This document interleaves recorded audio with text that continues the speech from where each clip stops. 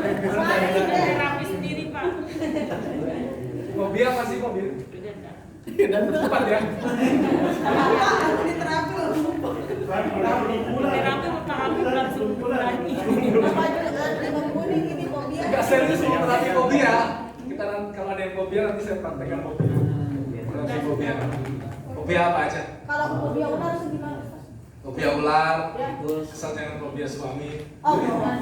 Aku sama suami. Itu ular hidup itu.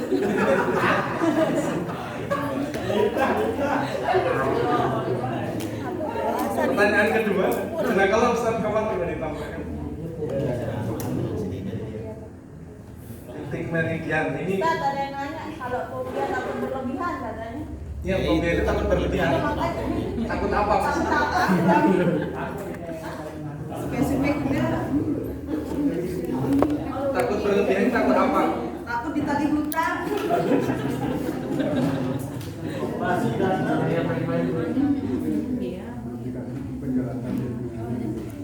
Ini pertanyaan kedua terkait tadi contoh ketika kalau refleksi kan ada titik mata di jempol kaki, titik mata. Terus berarti pencet titik itu untuk memperbaiki mata. Kalau pijat meridian, ketika bermasalah matanya, mata itu dikuasai sama siapa? Nah, mata dikuasai sama hati. Berarti titik hati yang dikuatkan. Contoh, ketika hatinya terluka, yang netes apanya? Air mata. Nah, itu berhubungan, hati berhubungan sama mata. Jadi kalau matanya kenapa-kenapa, yang disalahkan hati, livernya. Livernya tidak mampu mengendalikan mata, livernya tidak mampu menghidupi mata, akhirnya matanya bermasalah begitu. Jadi hubungan. Contoh lain kulit gatal begitu ya, semua permasalahan kulit dikuasai sama paru-paru. Berarti ketika ingin menterapi semua kasus kulit, berarti organ paru yang disalahkan. Jadi kalau kulit kenapa-kenapa, misal gatal dan lain sebagainya, yang disalahkan organ paru-parunya. Jadi untuk menterapi kulit dikuatkan paru-parunya. Terus rambut, telinga dia berhubungan sama ginjal. Berarti untuk menterapi rambut atau telinga berdenging, berarti organ ginjalnya. Yang lain ada yang bisa membantu saya menambahkan? Apalagi? Pak Haji Soleh? Enggak apa-apa, minta tolong ditambahkan. Apalagi ya? Saya lupa. Apalagi Pak Haji? Saya kalau seperti tadi yang bertanggung jawab silakan. gitu ya. Kalau kita ikuti dengan ada metode steerable bukan. Jaga suaranya. ada yang untuk di tangan gitu ya. Steerable hand akupuntur ya. Itu ada berbeda dengan akupuntur biasa. Tapi itu kalau hati itu kita nomor 3 karena itu berdasarkan daftar kantor kan. Nomor 3 yang dipencet dari sini aja itu di titik sumbernya.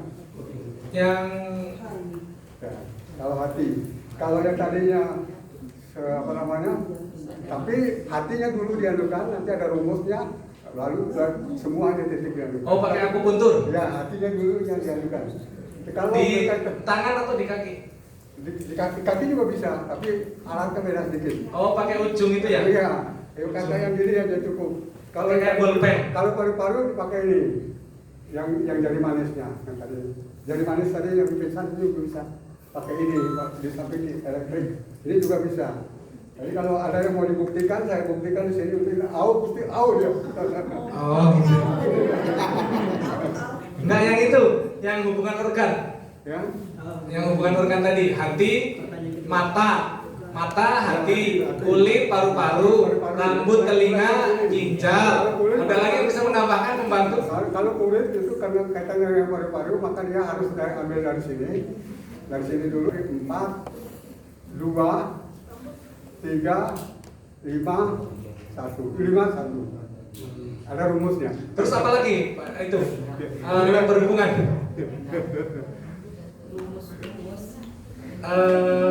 Seingat saya baru itu ya Bu. Jadi mata berarti kalau mata dikuatkan organ livernya, kalau telinga sama rambut di markas ginjalnya, kalau tendon untuk laki-laki kejantanan limpanya, terus limpa sama hati sama ginjal. Kalau ginjal berarti masalah cairan, kan misal kejantanan, berarti kejantanan itu tendon limpa yang menguasai. Terus kejantanan juga ginjal, karena di dalam ginjal ada cairan bening atau cairan sperma gitu ya. Terus hatinya juga dikuatkan livernya.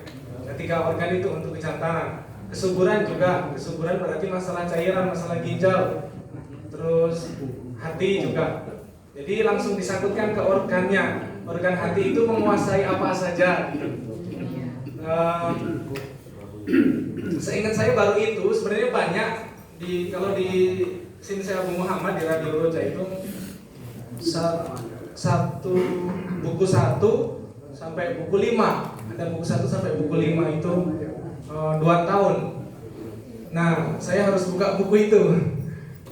Ada banyak di situ, di modulnya itu, di bukunya dijelaskan. Jadi mata ini ke hati, terus telinga dan rambut ke ginjal, kulit ke paru-paru. Nah itu di bukunya ada. Cuman saya harus buka dulu kalau untuk menjawab yang lebih lengkap.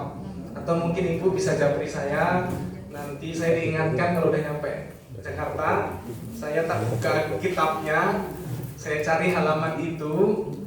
Berarti ada 5 buku kan, 5 jilid. Berarti saya harus cari dari 5 buku itu yang bagian mana, karena kan udah lama. Nanti saya cari yang bab itu, di situ lengkap tuh, nanti bisa saya fotoin, saya kirim ke grup lah insya Allah. Nanti tapi tolong diingatkan ya. Jadi biar lengkap. Kalau ini baru seingat saya ini. Kalau yang lengkapnya ada di buku itu bisa saya foto. Mungkin 1-2 halaman paling saya foto. Di situ lengkap itu, mata ke sini, mata ke hati, terus ini langsung berhubungan itu. Nanti japri saya diingatkan. Nanti biar saya buka kitabnya, jadi biar nggak salah. Karena yang saya baru ingat itu saja. Karena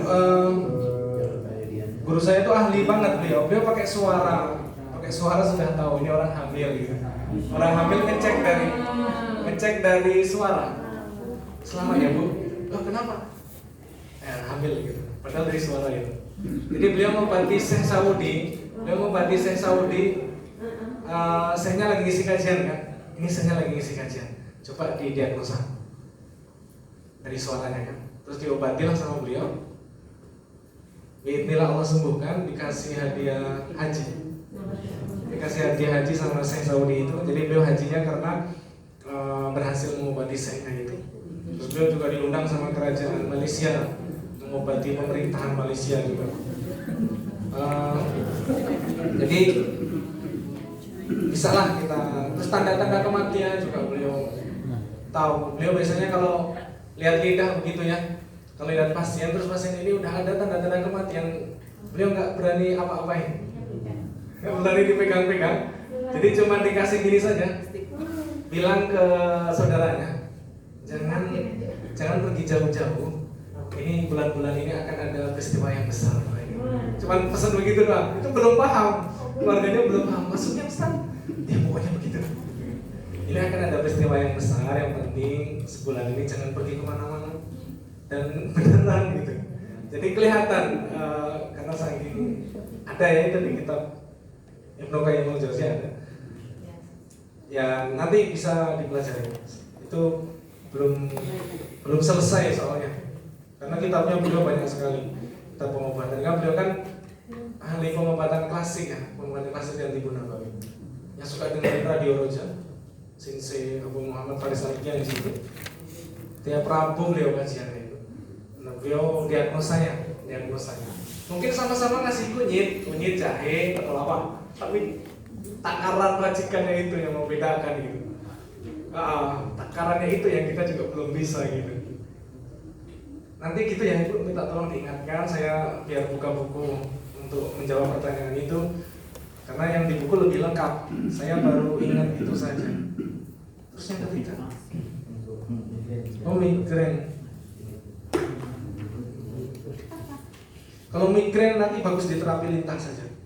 dilintah di tempat migrainnya. Sakit kepala sebelah ya migrainnya, bisa dilintah nanti di puncak kepala, di sini di puncak kepalanya, atau nggak usah dibotakin, atau kalau mau puncak kepala sama tempat migrainnya, misal migrainnya kanan atau kiri, boleh di tempat sakitnya. Migrain itu kan nyeri, sakit gitu ya.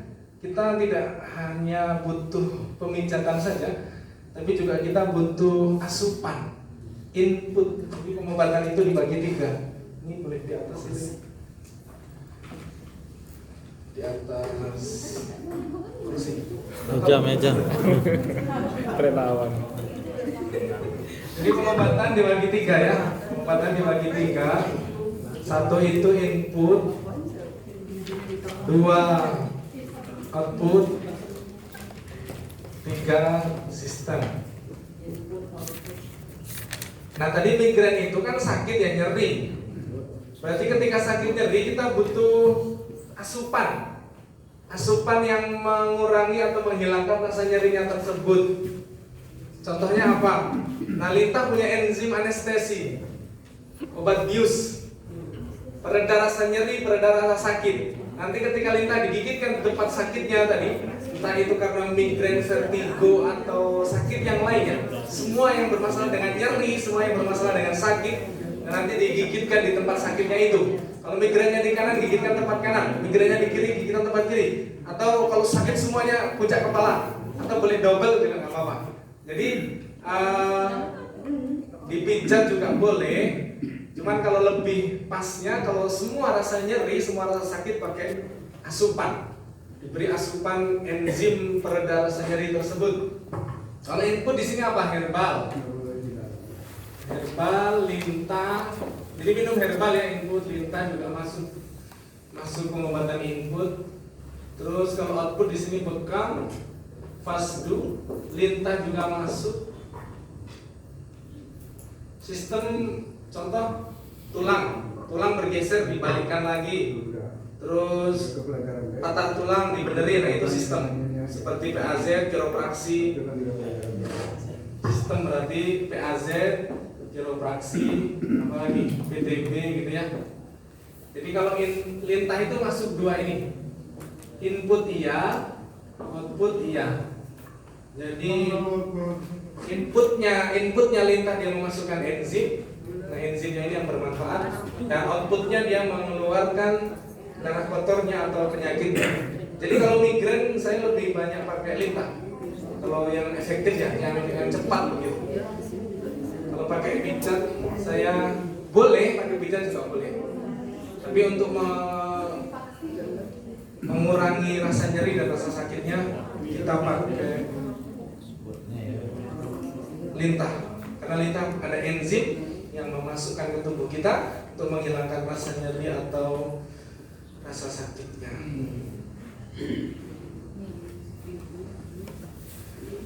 Sekarang kita lanjutkan materi diagnosa Quran, Al-Quran nih.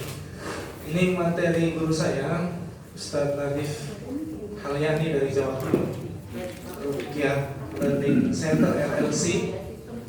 Ini materi beliau yang saya sampaikan. Mudah-mudahan pahalanya mengalir beliau. Jadi beliau duduk manis, tapi pahalanya roadshow, ilmunya yang roadshow ke Nusantara. Nanti jika masih ada pertanyaan silahkan disimpan, nggak apa-apa. Nanti kita diskusi sampai selesai.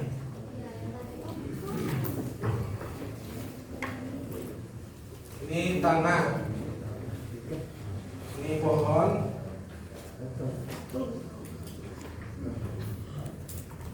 ini akar.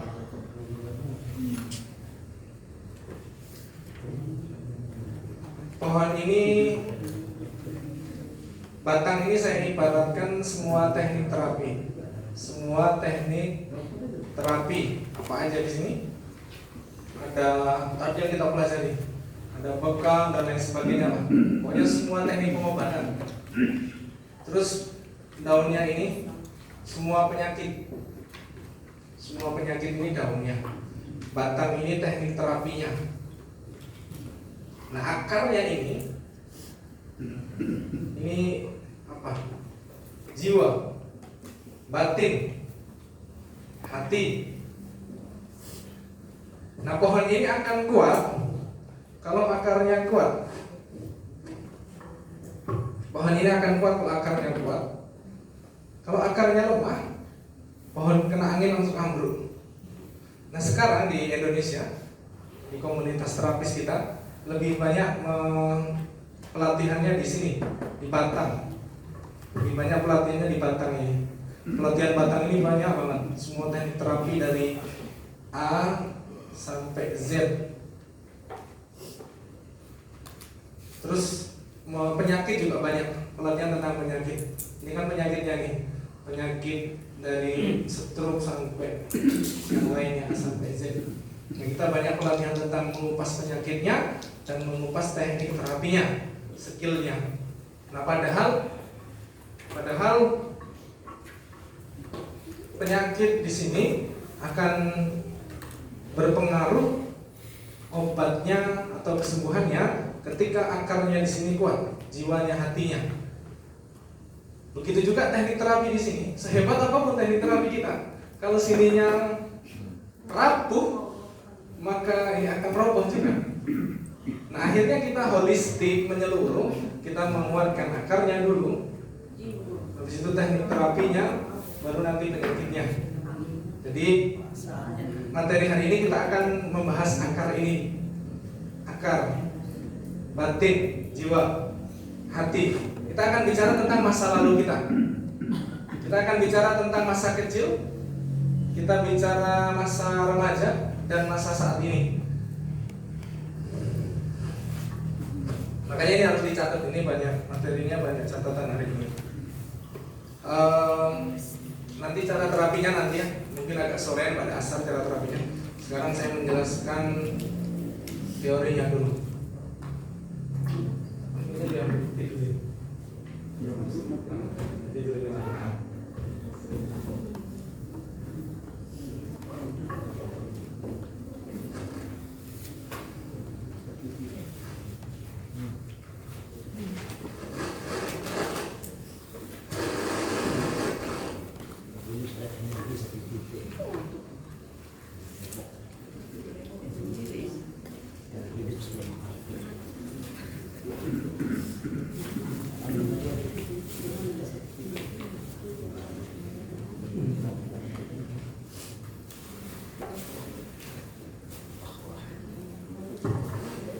Diisi ya, kita bikin 3 fase kehidupan,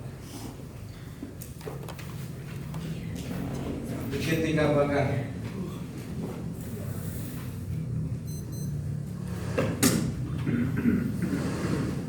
Tiga fase kehidupan. Di sini masa kecil, masa remaja, di sini masa dewasa. Masa dewasa itu masa sekarang. Nah, nanti dengan bagan ini kita akan mengetahui klien kita atau diri kita sebenarnya bermasalah di mana. Sebenarnya bermasalah di mana? Masa kecil ini ketika ada yang belum selesai, dia akan menjadi penghalang di masa sekarang. Nanti saya contohkan. Masa kecil, remaja, masa sekarang itu masa dewasa ya. Entah kita sebagai istri, sebagai suami, atau sebagai single parent atau yang lain sebagainya. Nah, setiap masa ini selalu ada peristiwa dan emosi. Peristiwa, emosi. Peristiwa, emosi. Semua masa kecil kita, masa remaja kita, masa dewasa kita selalu ada peristiwanya, dan peristiwa selalu diiringi dengan emosi. Contoh, masa kecil. Ini pasien saya. Beliau dipukul sama orang tuanya. Masa kecil ya. Emosinya apa kalau dipukul? Sedih. Sedih, marah, benci, dendam. Peristiwa masa lalu ini, masa kecil ini, kalau ini tidak diselesaikan, dia bisa menjadi penghalang di kehidupan hari ini. Mau diterapi apapun, kalau itu belum selesai, akan menjadi penghalang terbesar. Bahkan tidak hanya masalah dunia, bisa menyeretkan ke neraka. Ibnu Qudamah mengatakan penyakit rohani, penyakit fisik hanya berakhir di dunia saja, mati selesai. Penyakit fisik, misal corona, stroke atau tumor, kanker, penyakit fisik itu berakhir di dunia saja. Setelah dia meninggal, mati, sudah selesai sakitnya. Di akhirat dia nggak sakit kanker lagi, nggak sakit tumor lagi. Tapi kalau yang sakit rohaninya, akarnya tadi yang sakit, hatinya tadi yang sakit, dia mati nggak selesai, maka bisa menyeretnya ke neraka. Itu bahayanya penyakit rohani. Dan itu hari ini akan kita kupas. Jadi kehidupan hari ini itu adalah cermin masa lalu. Kalau hari ini kita seperti sekarang ini susah, berat dan lain sebagainya, itu karena masa lalu kita seperti ini. Ada masa lalu yang belum selesai, yang harus kita selesaikan. Pasien saya di Depok waktu itu, beliau sudah berumur, sudah punya cucu, umurnya sudah kepala 5 begitu ya. Semua terapi sudah dia lakukan, medis, non medis, rupiah, rongsen, semua kedokteran, bekam, semuanya sudah dia lakukan, tapi masih sakit. Padahal semuanya sudah dia lakukan, masih sakit kan. Akhirnya saya tanya sama beliau, gimana hubungan sama orang tua? Oh, orang tua saya sudah meninggal. Iya, walaupun sudah meninggal, gimana hubungan sama orang tua? Sama ibu baik, sama ayah enggak. Nah di situ ketahuan, oh jadi beliau ternyata kesel sama ayahnya. Dia bilang di lisan saya sudah memaafkan, tapi di hati belum. Wah ini bermasalah. Lalu saya bilang sama beliau, Bapak mau menyelesaikan perselisihan ini di dunia atau di akhirat atau di padang mahsyar? Oh ya di dunia. Ayahnya padahal sudah meninggal puluhan tahun yang lalu. Jadi beliau ini tiap dari kecil dipukulin sama ayah tanpa sebab, nggak ada sebab ya. Kalau salah dipukul mungkin gede, beliau nggak ada sebab apa dipukulin sama ayah. Akhirnya sampai gede, sampai sekarang dia benci gitu kan sama ayah dan nggak terima dia. Sampai ayahnya sudah meninggal, sekian tahun sudah meninggal, beliau masih belum memaafkan ayahnya. Itu perselisihan batin. Kalau itu tidak diselesaikan di dunia, itu akan dibawa ke padang mahsyar di hadapan Allah, akan saling menuntut ayah dan anaknya. Kan itu nggak mungkin kita pijat, kita lintah, kan nggak mungkin. Saya bilang sama beliau, Bapak mau selesaikan di dunia atau di akhirat? Oh di dunia. Nah ayahnya kan sudah nggak ada. Berarti kita kan yang harus memaafkan yang masih ada di dunia. Akhirnya saya, Bapak mau memaafkan dia. Kalau memang itu yang terbaik, mau. Jadi awalnya beliau hanya memaafkan lisan tapi hati belum. Alhamdulillah beliau mau memaafkan di hatinya juga, mau memaafkan. Saya tanya sama beliau atau sama teman-teman, apa jasa terbesar orang tua? Jasa terbesar, jawab bebas. Menafkahi, dilahirkan, lagi yang lain. Mendidik, terus yang lain belum ketemu. Betul, apa lagi? Jasa terbesar orang tua. Pendidikan agama, apa lagi? Membesarkan. Belum kejawab. Memberikan kasih sayang. Kasih sayang. Apalagi? Jasa terbesar. Mendidik. Ini yang saya lakukan ke beliau. Jasa terbesar orang tua. Iya betul yang teman-teman sampaikan, betul. Terus tapi itu belum terbesar. Sekarang kita bisa baca Quran. Kita bisa punya suami, kita bisa punya istri, bisa punya anak, bisa punya pekerjaan, bisa punya usaha, bisa sholat, bisa pakai hijab, bisa punya ini itu. bisa seperti sekarang ini, bisa ngaji dan lain sebagainya? Apakah karena kehebatan dan kesolehan kita? Karena doa Terus orang tua. doa orang tua, Oh, iya. jasa terbesarnya. Ini saya angkat ke beliau waktu itu. Bapak sekarang punya rumah, Pak, bagus, punya mobil. Ini yang ke beliau ya, kebetulan beliau orang kaya terus punya mobil. Gitu. Bapak mensyukuri itu. Bapak sekarang bisa kayak gini. Apakah karena kehebatan Bapak? Walaupun ayah Bapak tukang pukul, saya bilang. Di dalam doanya, beliau mendoakan Bapak loh, agar Bapak jadi orang yang sukses, yang soleh, yang baik, yang lebih baik dari ayah. Nah itu langsung beliau tersandia, langsung tetes gitu kan. Walaupun beliau tukang pukul dan lain sebagainya, di dalam doanya pasti mendoakan kebaikan untuk Bapak saya. Mendoakan kebaikan untuk Bapak dan sekarang Bapak bisa seperti sekarang. Nah di situ beliau mulai tersadar gitu kan.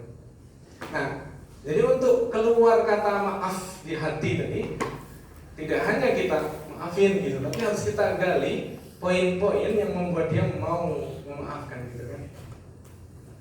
Jadi mencari 1000 jalan kebaikan dalam menghadapi keburukan. Mencari 1000 jalan kebaikan atau hikmah dari kejadian buruk. Melihat dengan kacamata kebaikan. Melihat dengan kacamata kebaikan kejadian yang buruk. Melihat dengan kacamata kebaikan kejadian yang menyakitkan, menyedihkan, mengecewakan, yang membuat nyesek di hati. Nah ini nanti materinya kurang lebih seperti itu ya.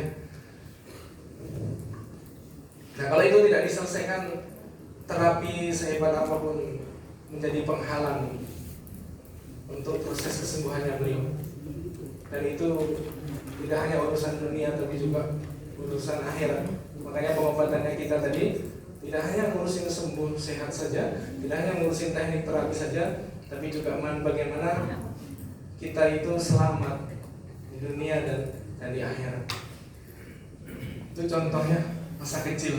Terus masa remaja, SMP, SMA, kuliah, misal dibully. Ini kasus lain ya. Ini kasus Bapak tadi cuma ini saja. Tapi akhirnya ini kasus ini saja yang sudah berpuluh-puluh tahun berpengaruh ke kasus sekarang. Ini contoh kasus yang remaja. Remaja itu berarti kita masa-masa sekolah SMP, SMA bisa dibully kan, dilecehkan kan, atau nggak ditemenin, dikucilkan dan lain sebagainya. Banyak nih kasus remaja kita. Nah ini teman-teman udah mulai isi sendiri ya. Nanti kita prakteknya pakai ini. Jadi dari sekarang teman-teman sudah mengisi kejadian dan peristiwa di masa lalu, diisi semuanya A sampai Z. Oh saya masa kecil 1, 2, 3 peristiwanya ini, emosinya ini. Jadi semua peristiwa, emosi masa kecil.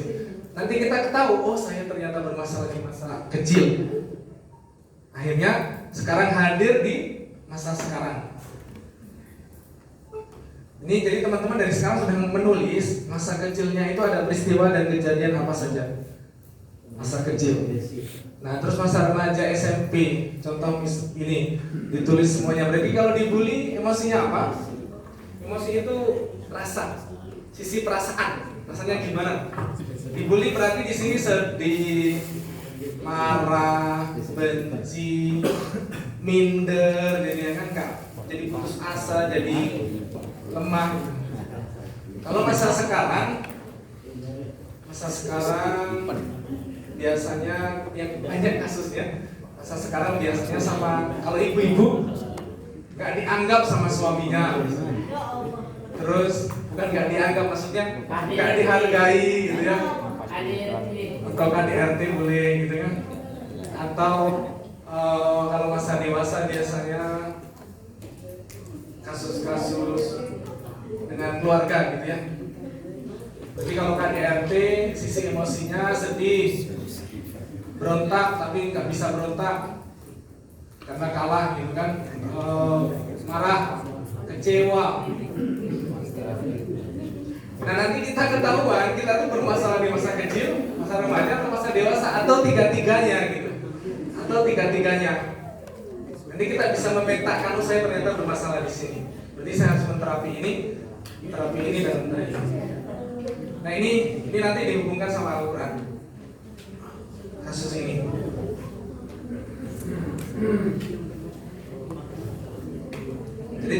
sekarang udah menulis ini 1 sampai 10 boleh lebih, 1 sampai 10 boleh lebih. Didetailkan peristiwanya. Masa kecil saya pegang HP, sampai di Enggak peristiwanya, Pak, peristiwa. Peristiwa atau kejadian. Apa yang kita alami di masa kecil, Dibuang apa yang orang kita tua. alami di masa. Tapi untuk diri sendiri ya, untuk sendiri nggak usah dikasih tahu sebelahnya, karena ini privasi. Privasi untuk diri kita sendiri. Ini nanti kita ketahuan untuk menterapi diri kita sendiri sebelum ke pasien. Oh, saya bermasalah di sini. Jadi temukan peristiwanya apa? Dicari, ditemukan. Dan setiap peristiwa pasti diiringi dengan emosinya, perasaannya.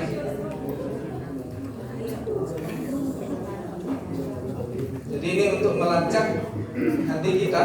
Sebenarnya hati kita ini ada masa lalu yang belum selesai. Itu 3 fase kehidupan.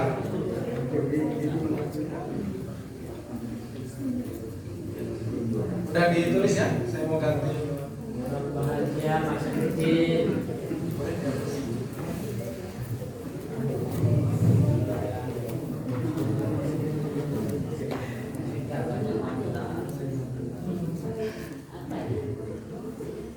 Udah ada pandangan. Kira-kira kita ini bermasalah di mana?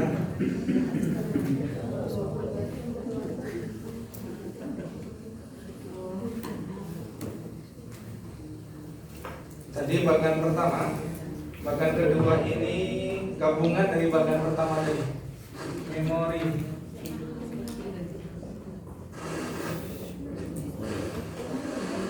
Sini peristiwa, sini emosi, sini amal.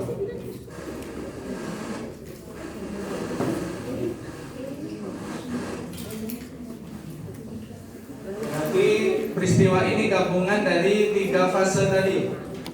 Peristiwa ini gabungan dari 3 fase tadi. Emosi di sini,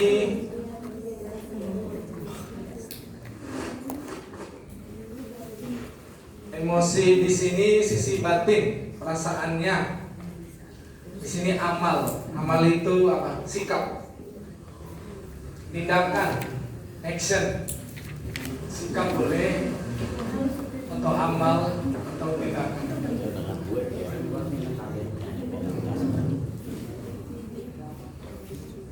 Dan nanti baru di sini Quran surah Al-Baqarah ayat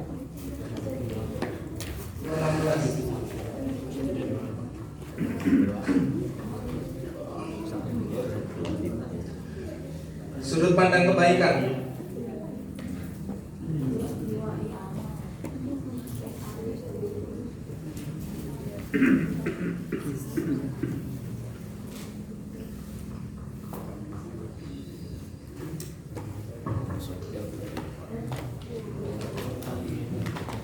Al-Baqarah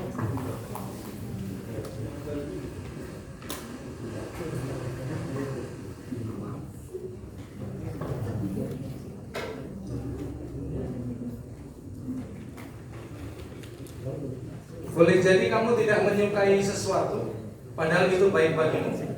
Boleh jadi kamu menyukai sesuatu padahal itu buruk bagimu. Al-Baqarah ayat 216 ini mendobrak logika kita dan bahwa pikiran kita ini terbatas. Kita disuruh untuk melihat kejadian buruk dengan kacamata kebaikan. Di situ mendobrak logika kita bahwa pemikiran kita itu terbatas, kita tidak tahu semuanya, dan di situ kita disuruh melihat kejadian buruk yang kita alami dengan kacamata kebaikan. Walaupun itu sangat menyedihkan, menyakitkan, tapi kita harus melihatnya dengan kacamata kebaikan, dengan alhamdulillah, ala kulli hal, dengan bersyukur. Misal tadi peristiwanya dipukul sini,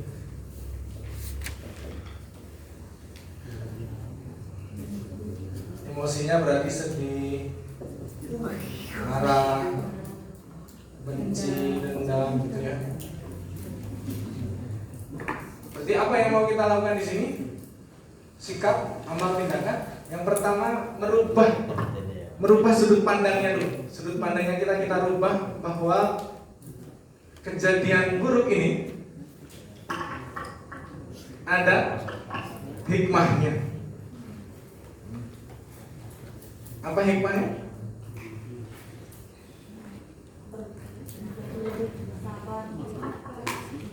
Hikmahnya banyak ya, cari hikmahnya.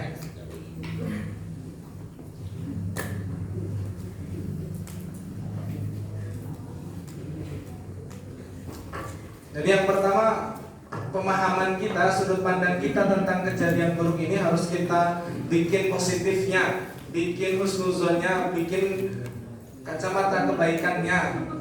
Setelah kita tampilkan itu, baru kita berusaha untuk memaafkan, ridho, ikhlas.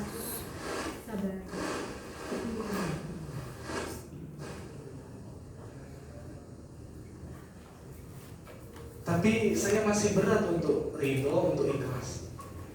Betul, kalau sendiri pasti berat. Gimana biar gak berat? Siapa yang pegang hati? Allah. Berarti doa sama yang punya hati. Gimana doanya? Ya Allah, Kuatkanlah hati. berilah saya hati yang ikhlas. Lapang. Ya Allah, berilah saya hati yang ridho. Ya Allah, berilah saya hati yang lapang. Ya Allah, lapangkan hati saya. Ya Allah, berilah saya hati yang kuat untuk menghadapi ujian ini. Ya Allah, berilah saya hati yang pemaaf untuk memaafkan semua orang-orang yang menyakiti saya. Ya Allah, berilah saya hati yang ikhlas, berilah saya hati yang ridho, berilah saya hati yang pemaaf. Minta sama Allah agar diberikan hati yang seperti itu, agar kita nggak berat untuk memaafkan, ridho, ikhlas, lahir dan batin. Tidak hanya di lisan saja, tapi juga di hati. Terus selain itu mendoakan orangnya ya, mendoakan orang yang bermasalah sama kita. Kalau kita belum mau mendoakan orang yang menyakiti kita, berarti kita belum ikhlas. Doakan orang yang menyakiti kita atau yang bermasalah dengan kita dengan doa terbaik. Gimana doa terbaik? Seperti mendoakan diri sendiri, seperti mendoakan orang tua, seperti mendoakan anak.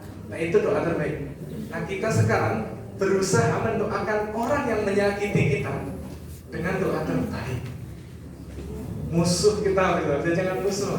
Orang yang bermasalah sama kita, yang ganjel di hati kita. Kita berusaha mendoakan dia dengan doa terbaik. Ya Allah, berilah dia hidayah, berilah dia ampunan, berilah dia rahmat, berilah dia hikmah, ampuni dosa-dosanya, mudahkan rezekinya, jadikan keluarganya sakinah mawaddah warahmah, jadikan bisnisnya sukses, lancar, berkah. Doakan orang yang menyakiti kita doakan dengan doa terbaik. Nanti malaikat mendoakan kita, amin, begitu juga untukmu. Jadi kita mendoakan dia karena Allah. Karena kita sudah sampaikan ke Allah, ya Allah, saya sudah memaafkan dia lahir dan batin karenamu. Kita memaafkan dia di dunia karena Allah. Mudah-mudahan kelak Allah memaafkan kita di akhirat. Barang siapa yang memaafkan orang lain di dunia, maka Allah akan memaafkan dia di akhirat. Mudah-mudahan Allah memaafkan kita kelak di akhirat dengan kita sekarang mau memaafkan yang ganjel di hati. Ganjel apa maksudnya? Tahu ya ganjel? Enggak, bukan nyesek. Ganjel itu masih nempel gitu, ngebekas. masih ngebekas gitu. Lupa lama ya. Nama dia masih ngebekas gitu kan. Kita sudah mendoakan dia dengan doa terbaik, memaafkan dia lahir dan batin. Uang-uang yang ada di sana udah saya ikhlaskan. Termasuk utang-utangnya kita kuburkan. Biar Allah yang mengganti. Jadi jangan dibawa ke padang mahsyar ya, selesaikan di dunia. Entah itu sama mertua, sama adik kakak, apalagi ipar, keluarga terdekat. Jadi selesaikan di dunia. Yang penting batin kita ke dia sudah plong. Kalau dia ke kita masih membara, ya didoakan saja agar diberikan hidayah. Tapi kita juga nggak perlu kasih tahu dia, kamu sadar diri ya, udah saya maafin, nggak perlu. Ini kan antara kita sama Allah saja. Kita dengan doain dia, nggak usah ngasih tahu dia. Jadi misal kita bermasalah sama berapa orang, 10 orang, misal tulis 10 nama yang dia bermasalah sama kita, atau yang orang itu masih nempel di hati kita. Tulis 10 nama itu yang orang itu masih bermasalah sama kita. Habis itu doakan mereka setiap hari. Doakan setiap hari dengan doa terbaik. Setiap hari sehari sekali waktu mustajab. Habis sholat kah, saat turun hujan kah, doakan 10 nama itu dengan doa-doa terbaik. Lakukan selama 1 minggu, selama 1 pekan 7 hari. 10 nama itu sebutkan satu persatu namanya. Si A, si B, ya Allah berilah dia ampunan. Uang saya ada dia udah saya ikhlaskan. Iya, uang saya ada dia udah saya ikhlaskan ya Allah. Berikan rezeki ya, berikan utang lagi ke saya. Tapi kita juga jangan saya mau bayar utang ini, kalau dia udah bayar utang jangan. Jadi dari 10 nama tadi, 10 nama orang yang masih bermasalah sama kita, yang namanya itu masih nempel di sini. Oh si A, si B, si C, masih ya, tulis 10 nama yang masih nempel, boleh lebih. Setelah tulis 10-10-nya, doakan setiap hari. Dan tempat duduk.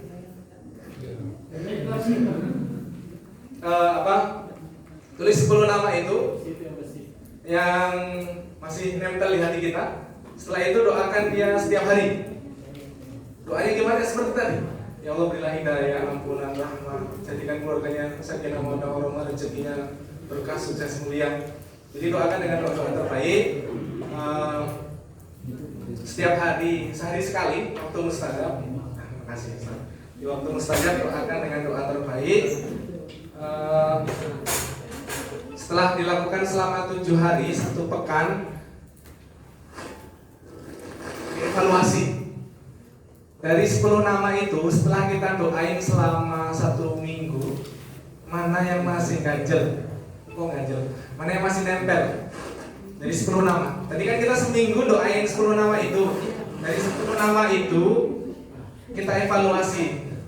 Pekan hari ke-7 berarti kita evaluasi. Dari 10 nama itu siapa yang masih ganjel, masih nempel di hati? Oh misal tes, misal dari 10 itu masih sisa 3 misal. Oh yang 7 udah plong misal. Oh si nomor 1 sampai 7 udah plong nih alhamdulillah. Tinggal sisa 3. 3 ini masih berat. Mungkin baterainya bisa ya. Tes 1. Dari 10 nama itu, dari 10 nama tes, dari 10 nama itu kita evaluasi. Tes. Dari 10 nama tadi kita evaluasi mana yang masih nempel di hati. Oh misal nomor 1 sampai 7 udah plong, udah ringan. Oh tinggal sisa 3. Berarti pekan keduanya fokus mendoakan 3 nama itu. Sampai berapa kali? Sampai benar-benar nama itu hilang dalam memori kita, dalam hati dan pikiran kita. Sampai nama itu benar-benar hilang. Hilang itu ya maksudnya kita sudah plong, sudah ikhlas. Jadi fokus ke nama yang masih ganjel, yang masih nempel. Jadi dari 10 nama itu kita evaluasi mana yang masih nempel di hati kita. Misal tinggal sisa 3, ya sudah pekan kedua kita fokus mendoakan tiga nama tersebut?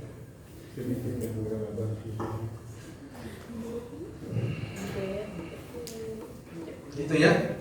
Sekarang tiga tipe manusia, boleh. Tiga tipe manusia. Manusia dibagi tiga tipe. Nanti kita jawab jujur ya. Kita itu tipe 1, tipe 2 atau tipe 3. Harus jujur jawabnya. Karena ini yang kita bercermin menilai diri kita sendiri. Jadi manusia itu dibagi tiga. Tipe 1, tipe 2, tipe 3. Jadi nanti kita ke pasien itu juga kita bisa menentukan, oh pasien saya ini masuk tipe 1. Oh pasien saya tipe 2. Tipe 1 itu hatinya apa ya? Selamat. Atau hatinya sehat. Tipe 2 itu hatinya sakit. Tipe 3 hatinya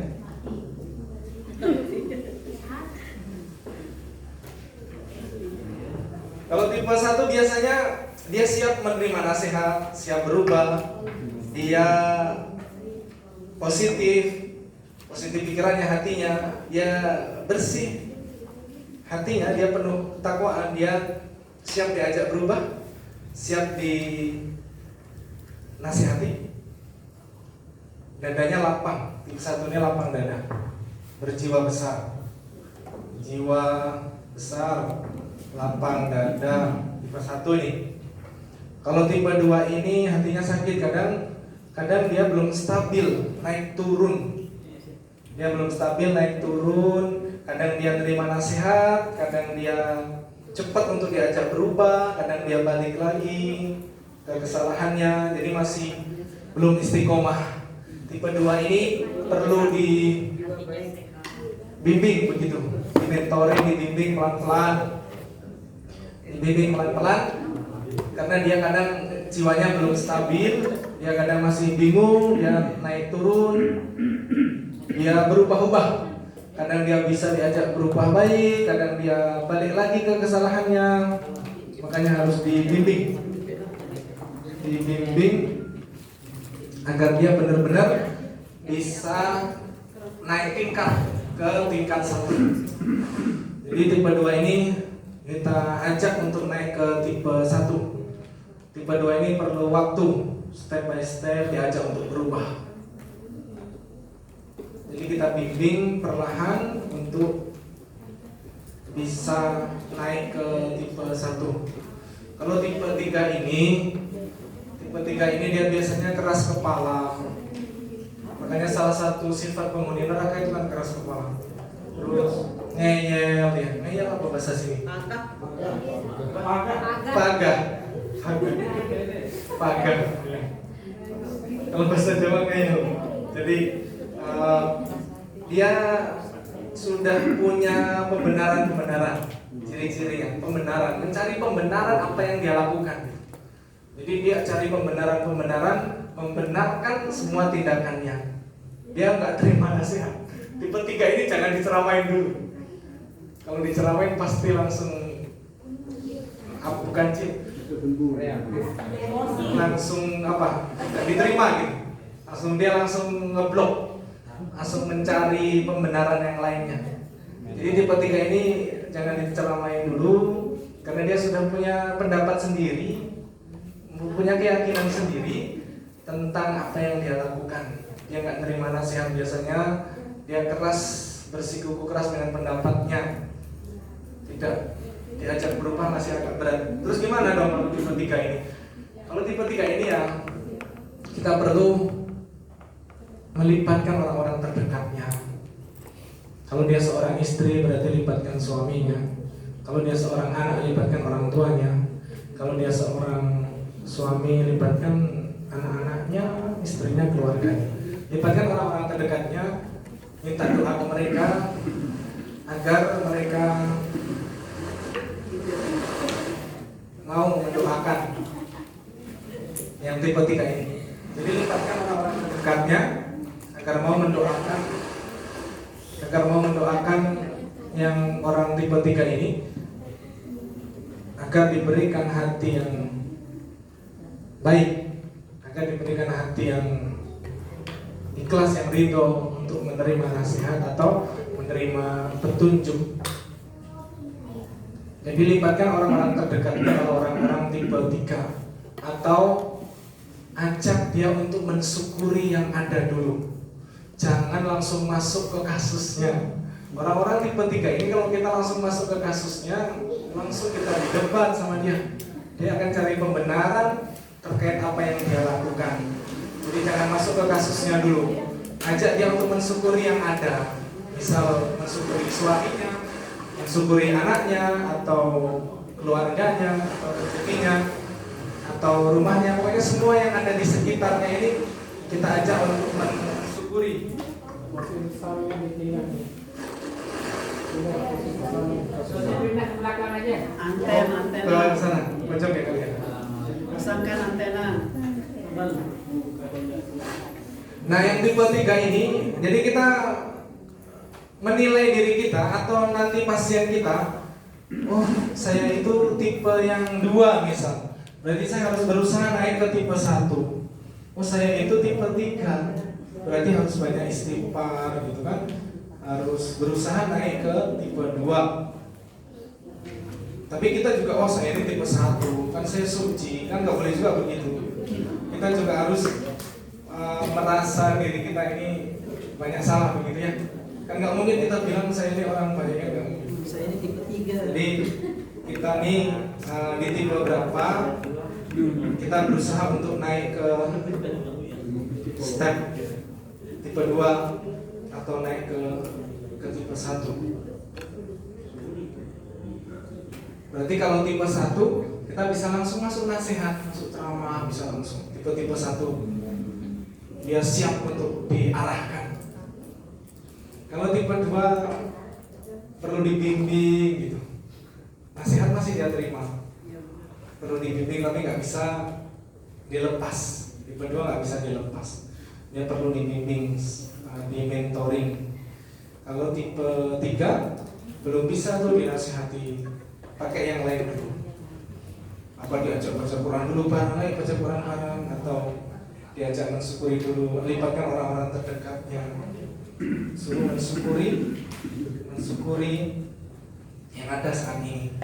Jadi kalau pasien kita tipe 3 atau tipe 2, tipe 1, kita masuknya lewat jalur ini sesuai dengan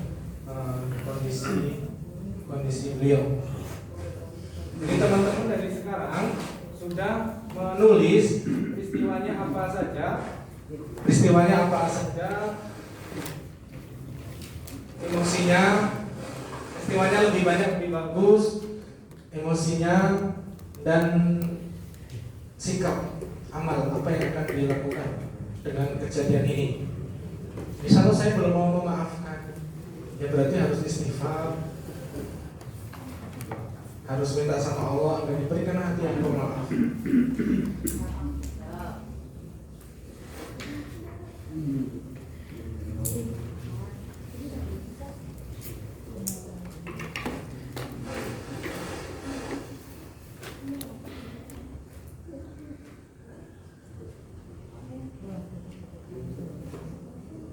Peristiwa masa lalu hadir di masa sekarang. Nanti kita prakteknya pakai terapinya Nabi Musa alaihissalam. Quran surat Al-Qasas ayat 32. Nabi Musa alaihissalam mengalami ketakutan karena pernah membunuh orang Mesir, dan Nabi Musa dikejar sama Fir'aun dan tentaranya, mau dibales, mau dibunuh. Nabi Musa lari dari kejaran Fir'aun dan tentaranya karena mau dibunuh. Jadi Nabi Musa masa lalunya dulu pernah membunuh orang Mesir Dan setelah membunuh, Nabi Musa dikejar, mau dibalas sama Fir'aun dan tentaranya. Nabi Musa lari dari kejaran Fir'aun dan tentaranya. Setelah itu, Nabi Musa dapat perintah dari Allah Subhanahu wa Ta'ala untuk menemui Fir'aun, untuk dakwah ke Fir'aun. Lalu apa kata Nabi Musa? Nabi Musa takut, orang saya pergi lari dari kejaran Fir'aun dan tentaranya, kok ini malah saya disuruh dakwah nemuin Fir'aun. Sama aja saya menyerahkan diri. Nabi Musa mengalami rasa takut pas disuruh berdakwah ke Fir'aun dan tentaranya. Masalah hati ya, hatinya Nabi Musa, jiwanya Nabi Musa takut karena masa lalunya pernah membunuh orang Mesir dan dikejar oleh Fir'aun dan tentaranya, mau dibalas, mau dibunuh. Nah sekarang malah datang perintah dari Allah, disuruh mendakwai Fir'aun, disuruh mendatangi Fir'aun. Lalu Nabi Musa takut karena pernah membunuh. Nabi Musa takut akan dibalas, nanti dibunuh sama Fir'aun dan tentaranya. Lalu apa kata Allah? Dekapkan kedua telapak tanganmu di dada, kata Allah. Lalu Nabi Musa pegang dada, habis pegang dada baca doa. Doanya di tafsir Ibnu Katsir, Quran surat Al-Qasas ayat 32. Allahumma inni adra'u bika fi nahrihi wa a'udzu bika min sarrihi. Setelah Nabi Musa pegang dada, dekapkan kedua telapak tanganmu di dada dan baca doa. Allahumma inni adra'u bika fi nahrihi wa a'udzu bika min sarrihi. Ya Allah, aku memohon pertolongan kepadamu dalam menghadapinya, dan aku memohon perlindungan kepadamu dari kejahatannya. Nya di sini maksudnya keluhan kita. Berarti kalau Nabi Musa tadi, nya tadi maksudnya rasa takutnya. Untuk menghadapi rasa takutnya dan memohon perlindungan dari kejahatan rasa takut tersebut. Karena nanti kita pas terapi dengan cara terapinya pegang dada begini dan baca doa. Ibnu Katsir menjelaskan, siapa saja yang mendekapkan tangannya di dada, maka dia akan mendapatkan ketenangan. Tidak hanya mendekapkan tangan di dada saja, tapi juga membaca doa ya. Jadi setelah Nabi Musa pegang dada dan baca doa, rasa takut di dadanya Musa sembuh. Setelah pegang dada, kan kata Allah disuruh pegang dada, dekapkan kedua telapak tanganmu di dada dan berani baca doa. Setelah Nabi Musa pegang dada dan baca doa, rasa takut di dada Musa ini sembuh, Allah sembuhkan. Bahkan tidak hanya sembuh, dia berpindah rasa takutnya ke dadanya Fir'aun. Jadi ini tidak hanya menyembuhkan saja, tapi rasa takut di dada Musa ini sampai pindah ke dadanya Fir'aun. Jadi Fir'aun yang takut sama Nabi Musa alaihissalam. Nah ini nanti bisa kita gunakan untuk menterapi semua keluhan kita di dada, semua keluhan di hati kita, di batin kita. Tidak hanya rasa takut saja, tapi rasa takut dan rasa-rasa yang lainnya yang berhubungan dengan batin kita, yang berhubungan dengan rohani kita, yang berhubungan dengan kejiwaan kita. Mungkin rasa takut, mungkin rasa kekesalan, luka di hati. Ini udah dipraktekkan sama guru saya. Guru saya waktu pulang dari Malaysia, di pesawat itu beliau takut karena pesawatnya mau goyang-goyang begitu. Lalu beliau pegang dada gitu. Beliau ingat pas saya 32 itu, beliau pegang dada dan membaca doa, alhamdulillah Allah berikan kesembuhan rasa takut di dada beliau. Terus saya juga praktekkan ke pasien saya. Ramadan kemarin, hari pertama, orang tuanya keluar negeri, Ini anaknya 2 di rumah sendirian. Kakak beradik, laki-laki dan perempuan. Saya ditelepon sama beliau, Ustaz saya lagi di karantina di luar negeri, tolong terapi anak saya. Anak saya ketakutan. Jadi puasa pertama ini beliau diganggu sama setan. Pintunya gerak-gerak sendiri, ngebuka sendiri, suara. Pokoknya beliau diganggu habisan jalan. Dari suara, dari pintu, air nyala sendiri. Pokoknya banyak kejadian yang menakutkan di rumah tersebut. Akhirnya beliau nggak berani tidur karena ketakutan, jadi semalaman nggak tidur. Terus sampai sahur begitu, beliau cuma sahur seadanya. Beliau baru tidur pagi setelah terang. Tapi masih ketakutan yang luar biasa. Namanya cuma berdua di rumah begitu ya, orang tuanya nggak ada, diganggu sama setan begitu. Pintunya buka sendiri, air kerannya nyala sendiri, gerak-gerak lah, bangkunya, kursinya dan lain sebagainya. Banyak kejadian mistis di rumahnya, akhirnya beliau ketakutan yang sangat. Pas saya datang ke sana, oke, sekarang kita pegang dada sama anak-anak, kita pegang dada, terus kita baca doa bareng. Saya tuntut mereka untuk baca doa bareng. Nanti doanya saya kirim sama pegang dada terus baca doa, saya bimbing bacanya bareng-bareng, kita baca doa. Saya potong-potong ya, kayak tadi kita baca doa awal tadi. Nah doanya saya potong-potong begitu. Pas baca doa baru 5 menit, belum 5 menit lah. Baca doa itu baru 5 menit, bareng kita baca doa. Saya pegang dada, yang lain juga pegang dada. Saya baca doa itu baru sebentar, 5 menit. Si anak laki-lakinya itu langsung loncat, pindah ke samping saya. Saya tetap lanjutkan doanya, tetap pegang dada, baca doa. Pokoknya beliau loncat pindah ke samping saya tetap baca doa. Si adiknya yang perempuan itu ketawa-ketawa begitu lah, tapi saya tetap lanjutkan doanya. Singkat cerita selesai, saya tanya sama beliau tadi kenapa loncat? Kita kan lagi baca doa. Iya Ustaz, tadi itu saya seperti melihat ada yang kalah katanya. Saya seperti melihat ada yang kalah, saya seperti melihat ada yang kesakitan, ada yang kalah, ada yang kesakitan. Jadi beliau takut kan, langsung loncat di sebelahnya. Dia tadi loncat itu karena melihat seperti ada yang kalah, seperti ada yang kesakitan. Akhirnya beliau loncat ke samping saya. Dan alhamdulillah bintilah Allah sembuhkan rasa takut di dada mereka.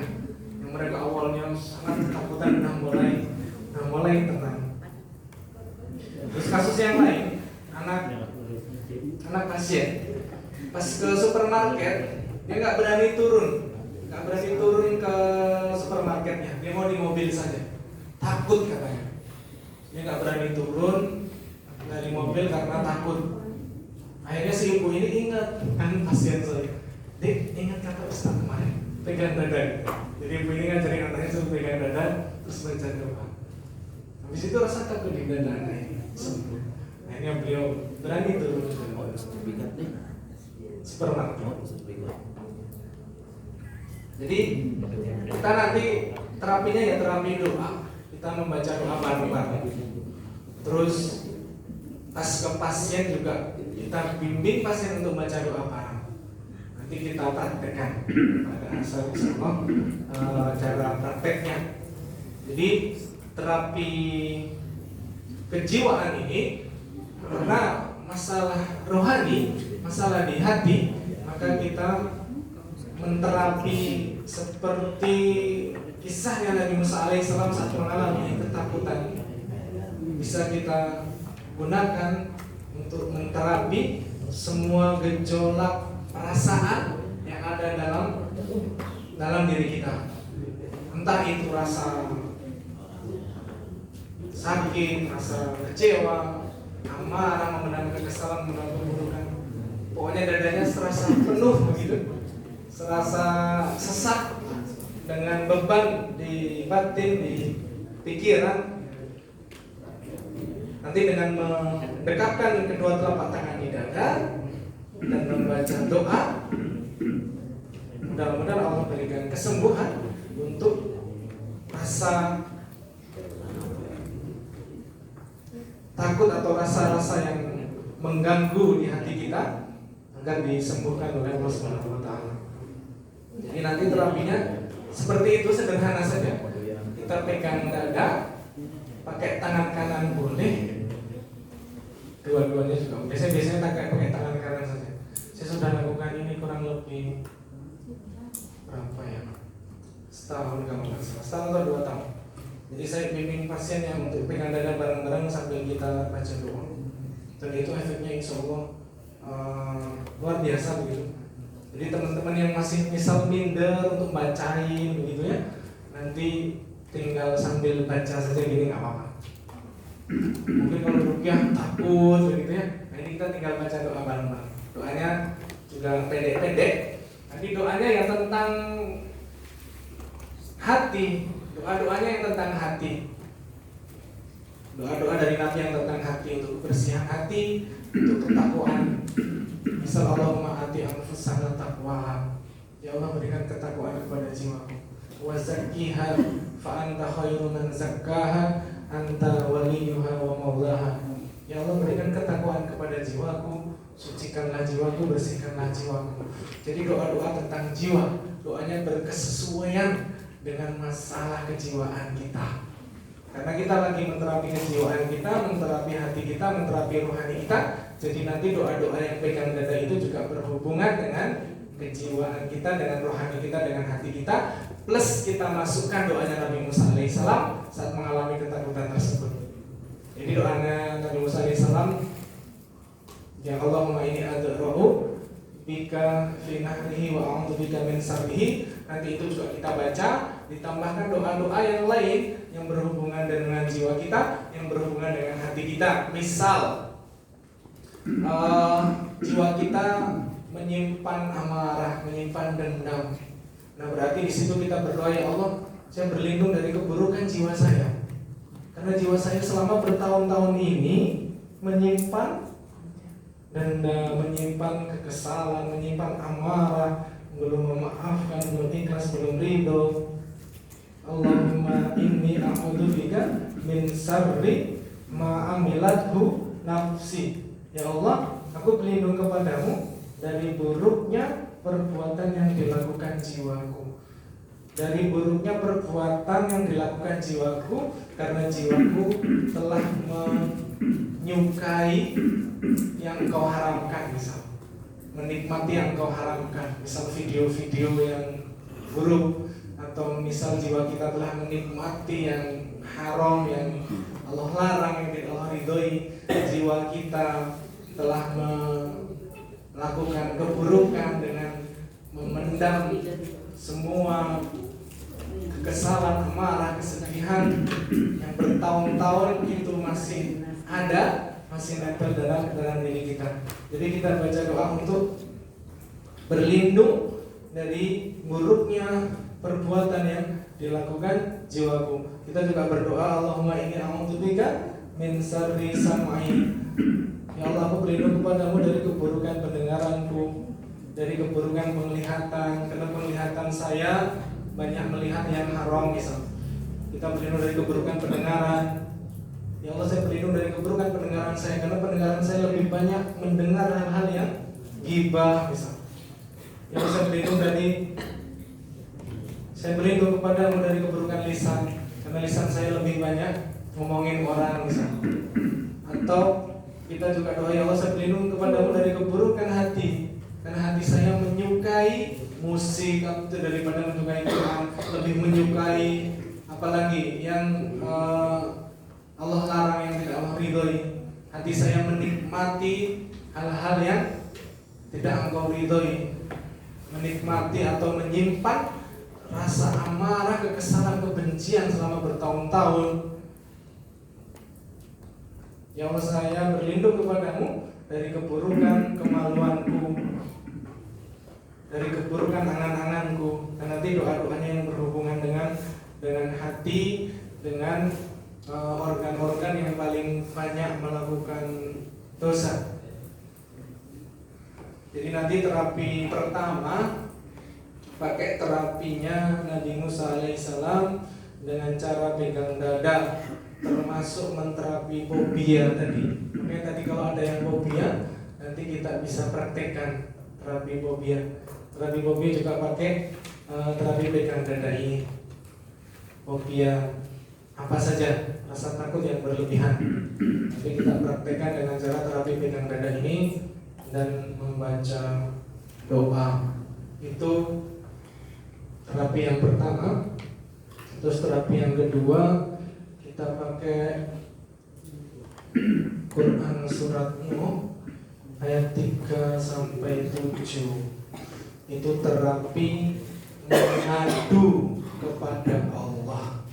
Bagaimana Nabi Nuh alaihissalam mengadu kepada Allah atas dakwahnya. Nah, nanti kita juga terapinya seperti itu, mengadu kepada Allah atas keluhan-keluhan kita. Jadi Nabi Nuh mengadu kepada Allah tentang dakwahnya. Ya Tuhanku, sesungguhnya aku telah menyeru kaumku siang dan malam, tetapi seruanku itu tidak menambah iman mereka, justru mereka lari dari kebenaran. Jadi setiap Nabi Nuh berdakwah itu pada tutup telinganya, bahkan mukanya ditutup pakai baju, wajahnya ditutup pakai baju. Jadi umatnya Nabi Nuh mengingkari, menyombongkan diri, menolak dakwahnya Nabi Nuh alaihissalam. Nah di situ Nabi Nuh mengadu kepada Allah atas dakwahnya. Nah di situ coba rasakan sisi batinnya Nabi Nuh saat beliau mengadu kepada Allah. Bagaimana kita kalau itu kita jauhin orang, dia malah tutup telinga. Kita nasihatin pasien malah tutup telinga, malah ditutup wajahnya pakai baju. Sangat tidak menghargai, sangat mengingkari, menolak. Dan di situ Nabi Nuh mengadu kepada Allah atas keluhan yang beliau alami, sisi manusia. Nah ini nanti kita pas menterapi diri kita juga begitu. Kita mengadu kepada Allah apa yang kita rasakan. Ya Allah, saya sakit ya Allah, sakit hati, saya kecewa ya Allah, berilah saya hati yang kuat. Jadi yang kita tulis tadi, peristiwa-peristiwa tadi yang kita tulis 1 sampai 10, ini kita terapkan terapinya Nabi Nuh ini, mengadu kepada Allah yang kita alami. Yang kita alami ini kita adukan kepada Allah. Saya di Bengkulu kemarin saya praktekkan seperti itu di hotel ya. Saya ajak beliau untuk mengadu kepada Allah. Tapi diajarin juga doanya, mengadunya. Jadi yang ditulis tadi kita adukan kepada Allah. Ya Allah, saya sedih, saya bertahun-tahun ini mengalami luka, kekecewaan. Jadi mengadu kepada Allah atas keluhan-keluhan kita. Kita mengadu kepada Allah semua keluhan-keluhan kita, baik keluhan lahir dan batin, semuanya kita adukan kepada Allah. Nanti prakteknya ini, 2 ini. Terapinya mengadu kepada Allah, semua yang menjadi keluhan kita adukan kepada Allah. Sama seperti Nabi Nuh alaihissalam saat mengadukan keluhannya, dakwahnya yang ditolak sama umatnya. Semakin Nabi Nuh mendakwai, mereka semakin memasukkan tangannya ke telinga, ditutup telinganya. Bahkan tidak hanya gitu, wajahnya ditutup pakai bajunya, sangat mengingkari, menolak dan menyombongkan diri. Nabi Nuh mengadu kepada Allah seperti itu. Nah kita juga mengadu nanti kepada Allah atas keluhan-keluhan kita, semua yang menjadi keluhan-keluhan hati kita, batin kita, pikiran kita adukan kepada Allah. Dan dengan pegang dada tadi, sering-sering kita pegang dada dan baca doa. Misal pegang dada sambil istighfar atau sambil doa. Ya Allah, berilah saya hati yang ikhlas, berilah saya hati yang ridho. Kalau kita belum ridho, minta sama Allah agar diberikan hati yang ridho. Kalau kita belum ikhlas, minta sama Allah agar diberikan hati yang ikhlas. Jadi di Al-Quran itu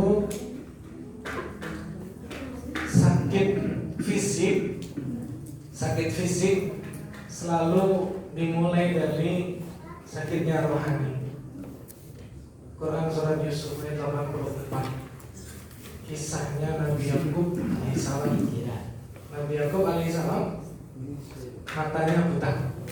Mata buta berarti fisik ya, fisik matanya buta. Sebelum Nabi Yakub matanya buta, beliau sudah memendam amarah dan memendam kesedihan. Sempat sebab beliau memandang amarah dan memandang kesedihan, matanya buta.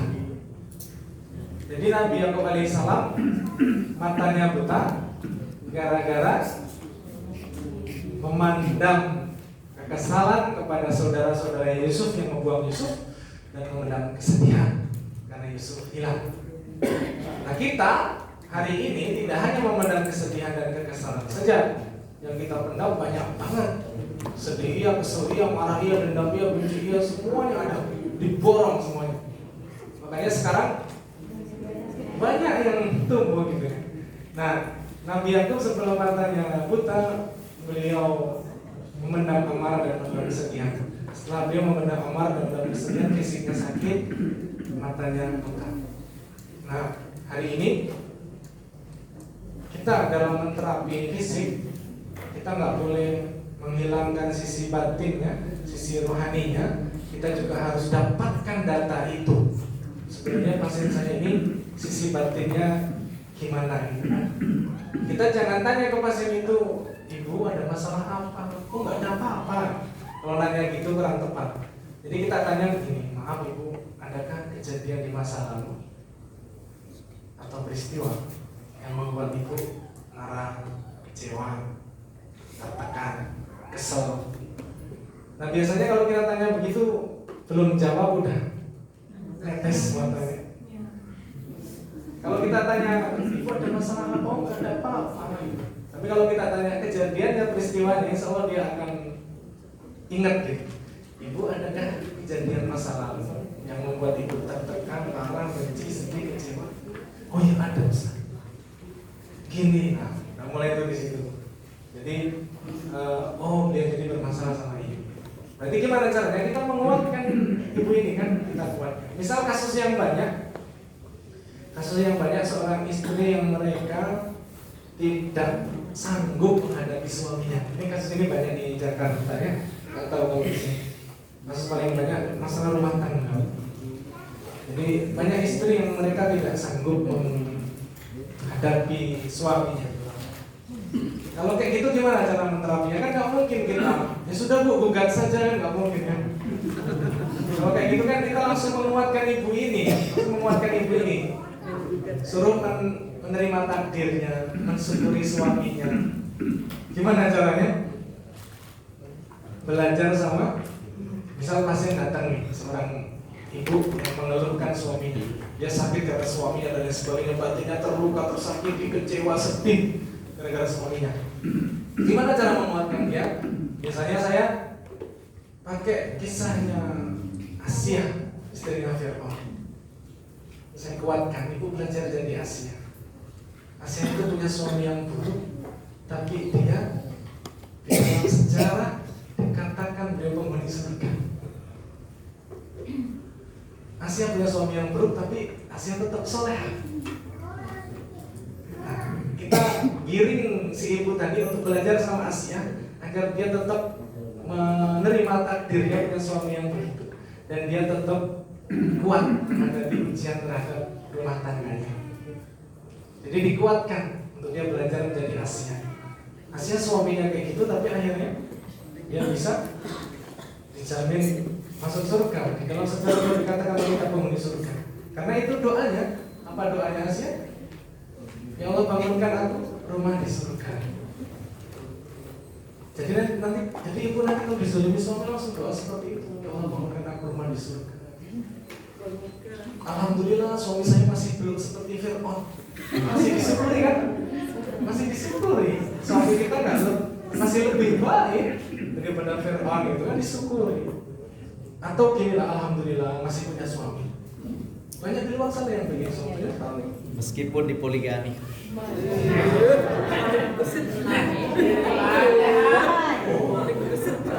Kasih doanya dulu ibu-ibu agar ikhlas poligami.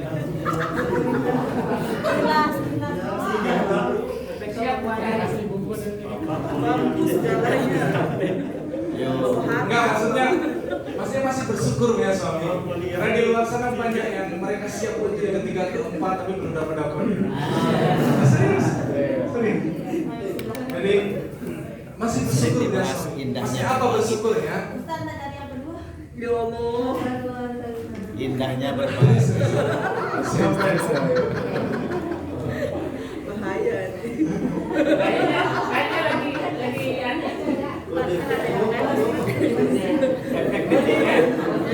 Apa namanya? Maksudnya suami ini masih berguna suami kita itu. Contoh, nanti di akhirat dia akan menanggung seluruh dosa dan kesalahan istrinya. Suami ini bisa menjadi benteng bagi istrinya, akan membentengi istrinya. Jadi kita kuatkan dia ke akhirat. Kita kuatkan dia ke akhirat. Kita kuatkan dia. Kita cerminkan ke akhirat biar dia kuat. Kalau dicerminkan ke dunia, sakit banget hidup kok kayak gini aman gitu kan. Udahlah ganti saja. Karena ganti bukan menjadi solusi. Mempertahankan insya Allah lebih solusi. Jadi kita kuatkan dia untuk bercermin ke akhirat. Kita kuatkan dia, ini suami itu masih terbunuh. Bisa diganti. Nanti menjadi penghalang. Suami akan membentengi istri, akan menanggung seluruh dosa dan kesalahan istrinya. Istri akan berlindung di belakang suami itu lagi. Kalau nggak ada suami gimana? Siapa yang tanggung nanti kan? Nah itu biasanya kalau ahwat saya menterapinya menguatkan seperti itu. Bisa diganti, bisa ditebus. Nanti doa-doanya saya kirimkan di grup WA ya. Saya kirimkan di grup WA. Nanti kita prakteknya bareng-bareng. Jadi ini praktek saya sama. Praktek dengan pasien juga begini, dengan peserta juga begini. Nanti kita, jadi akhirnya saya pas menterapi pasien juga menterapi diri saya sendiri. Gitu. Terkadang kita nggak lebih baik dari pasien. Kadang pasien kita serius, pasien kita kadang orang-orang yang sholat. Mereka sholatnya tahajudnya, baca Qurannya luar biasa. Pas saya punya pasien itu dia tiap hari baca Quran 4 juz. Saya selalu melihat dia. Luar biasa. Ustaz, saya ini pada sudah berumur, saya ini tiap hari alhamdulillah 4 juz gitu. Saya dalam hati, saya merugikan orang yang tiap hari 4 juz. Saya harus di atas beliau dong. Kadang Allah menguji beliau lah gitu ya, menguji mereka-mereka yang kadang mereka memang lebih soleh dari kita. Banyak gitu. Kadang yang bermasalah dua-duanya. Terapisnya iya, kita akhirnya kita disuruh belajar sama pasien gitu. Baca Qurannya, beliau tahajudnya begini. Bahkan ada yang lebih parah lagi. Si ibu tadi yang udah saya kuatkan ya, saya kan menguatkan tadi ibu tadi ke Asia, ke kisahnya Asia. Ibu itu pahala saja. Ibu dizalimin suami ini pahala bagiku. Saya pilih pahala yang lain aja. Tipe berapa itu? Tipe 3. Saya udah berapa lama terapi beliau? Udah 7 bulan. Beliau jadi udah merencanakan. Ustaz, suami saya ini mau saya ceraikan 2 tahun lagi. Nanti kalau cicilan udah selesai, dia masih ada sangkut paut, cicilan mobil, cicilan rumah udah selesai baru saya ini istighfar dulu. Jadi itu contoh tipe 3 ya. Jadi kita jangan, kalau yang seperti itu harus banyak istighfar. Jadi suami kita itu masih berguna kelak di akhirat, kita gunakan ya untuk membentengi seluruh dosa dan kesalahan istrinya. Jadi gimana dong solusinya? Solusinya kelak umat kita ini, umat Islam ini akan diserang penyakit egois. Semua ya. Terus bagaimana solusinya? Solusinya tunaikan hak orang lain, hak kita minta sama Allah. Tunaikan hak orang lain yang menjadi kewajibanmu. Hak saya gimana Ustaz? Hak kita minta sama Allah. Jadi biar tenang. Ini terapi egois. Dan egois itu akan menjadi apa ya? Penyakit yang akan menjangkiti semua makhluk di akhir zaman ini. Lalu kata Rasulullah, bagaimana ya Rasulullah kalau itu terjadi? Tunaikan hak orang lain, hak kita minta sama Allah. Tunaikan hak orang lain yang menjadi kewajibanmu. Berarti kalau kita sebagai istri, tunaikan hak kita, kewajiban kita. Tunaikan hak orang lain, hak kita minta sama Allah. Tapi jangan kita melakukan kebaikan ke pasangan, minta balasan ke dia gitu, jangan begitu. Saya ini udah baik ke kamu, kamu baik dong ke saya kan, nggak bisa, berarti bukan masih belum kayak gitu. Itu kayak gitu agak susah kalau kayak gitu, bukan karena Allah. Atau ada juga kasus, ya saya begini, kalian harus ngertiin saya. Nah itu agak susah diterapinya. Saya ini begini, kalian satu kantornya harus ngerti. Ya sih, satu kantor suruh ngertiin dia.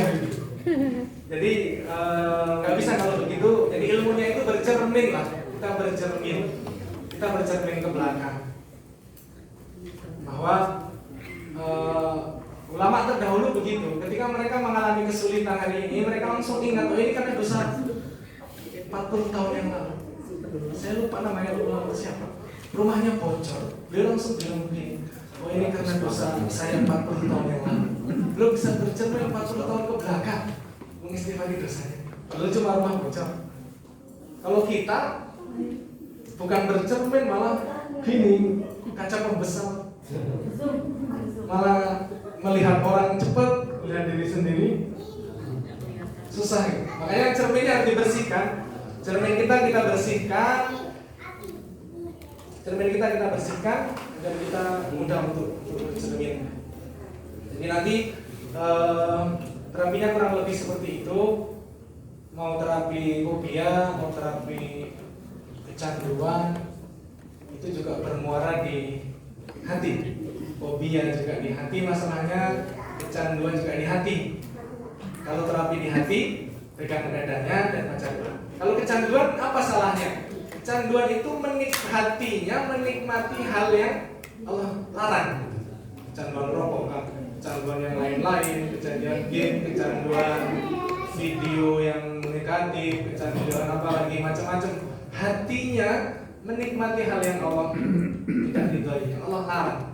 Di situ, jadi hatinya yang diterapi. Makanya dengan terapi pegang dada itu, mudah-mudahan bisa menghilangkan rasa takutnya atau rasa kecanduannya. Nanti bisa kita praktekkan kalau ada yang kecanduan, misal kecanduan, kalau kecanduan boleh kecanduan atau fobia, kita praktekkan. Jadi terapinya dalam kondisi sadar ya, terapinya dalam kondisi sadar. Yang ada suami agama kecanduan. Karena istighfar itu harus sadar. Kalau kita istighfarnya nggak sadar ya nggak diterima. Doa harus sadar. Kalau doanya nggak sadar ya nggak dikabulkan. Jadi kita terapinya dalam kondisi sadar. Kita ini manusia, jadi harus dalam kesadaran, tidak dalam nggak sadar. Misal kita mau perang sama ikan hiu. Kalau perangnya di laut siapa yang menang? Kenapa? Karena dunianya ikan, laut, air. Kalau perang sama ikan hiu di darat, kita menang. Kenapa? Karena daerah luas. Karena daerah kita. Belum perang, hiunya udah mati. Karena bukan alamnya hiu. Nah begitu juga kita dalam dunia terapi. Kita nggak usah masuk ke alam-alam yang lain. Kita masuk ke alam kita, alam kesadaran. Karena kita akan kuat di alam kita.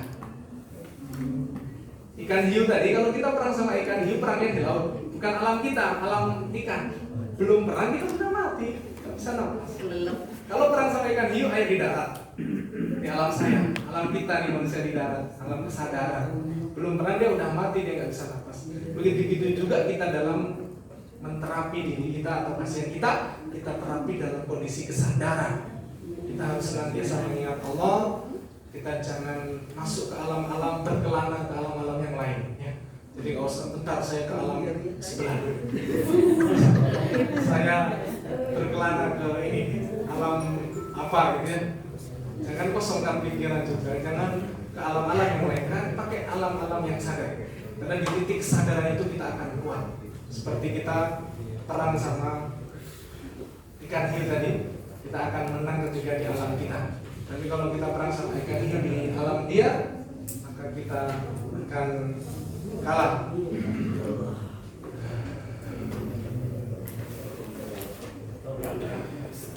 Mati ya. Ada diagnosa yang penting lagi di diagnosa tentang spiritual ini juga mempengaruhi mempengaruhi diagnosa, pengobatan.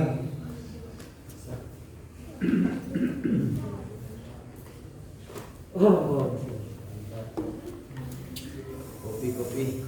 Kopi ya. Mana panitia? Kopi break katanya beneran. Nanti break tadi. Kita tahu lagi. Set komando aja tuh kalau mainnya.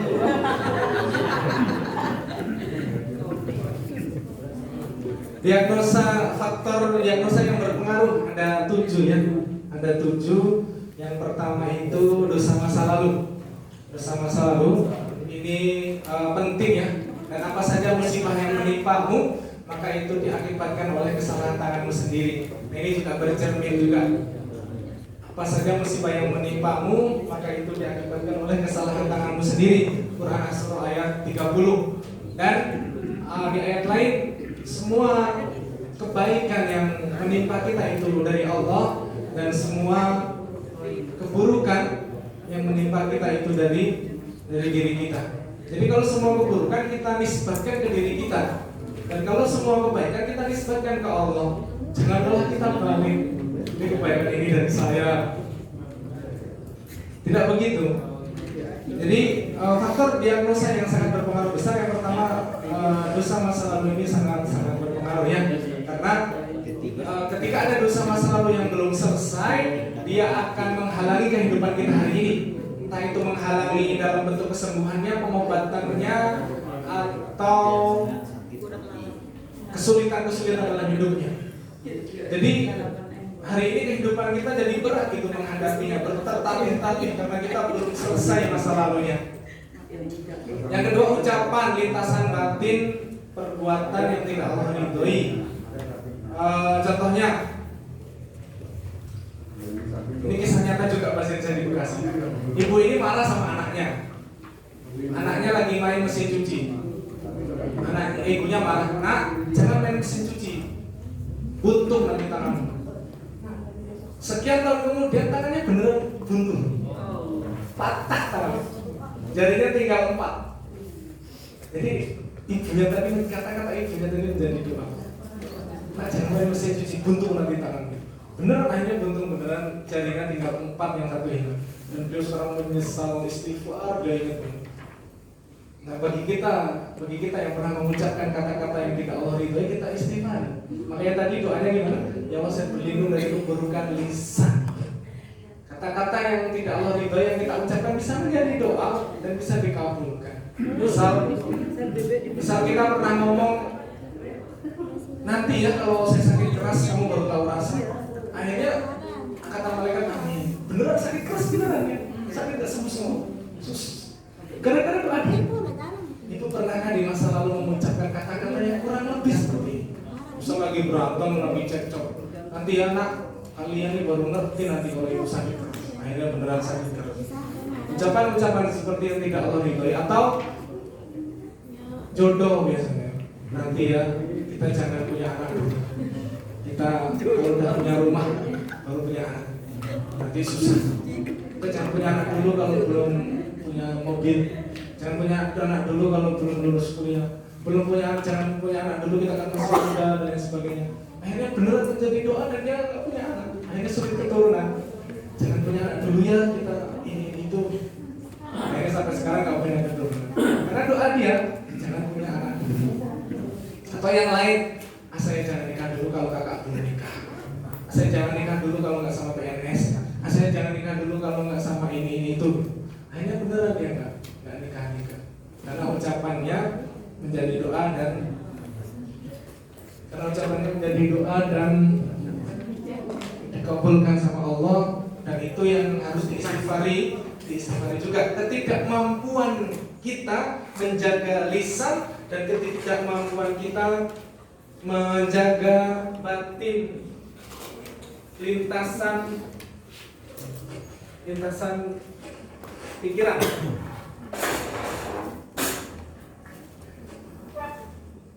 Contoh lain, lintasan batin. Lintasan batin contohnya ini menjangkiti orang-orang yang soleh biasanya. Agak berat ini. Contoh ini. lintasan batin ini tidak dalam bentuk ucapan kali ini. Jadi misalnya kita lagi ke masjid sholat berjamaah, tiba-tiba kita melihat orang yang belum ke masjid.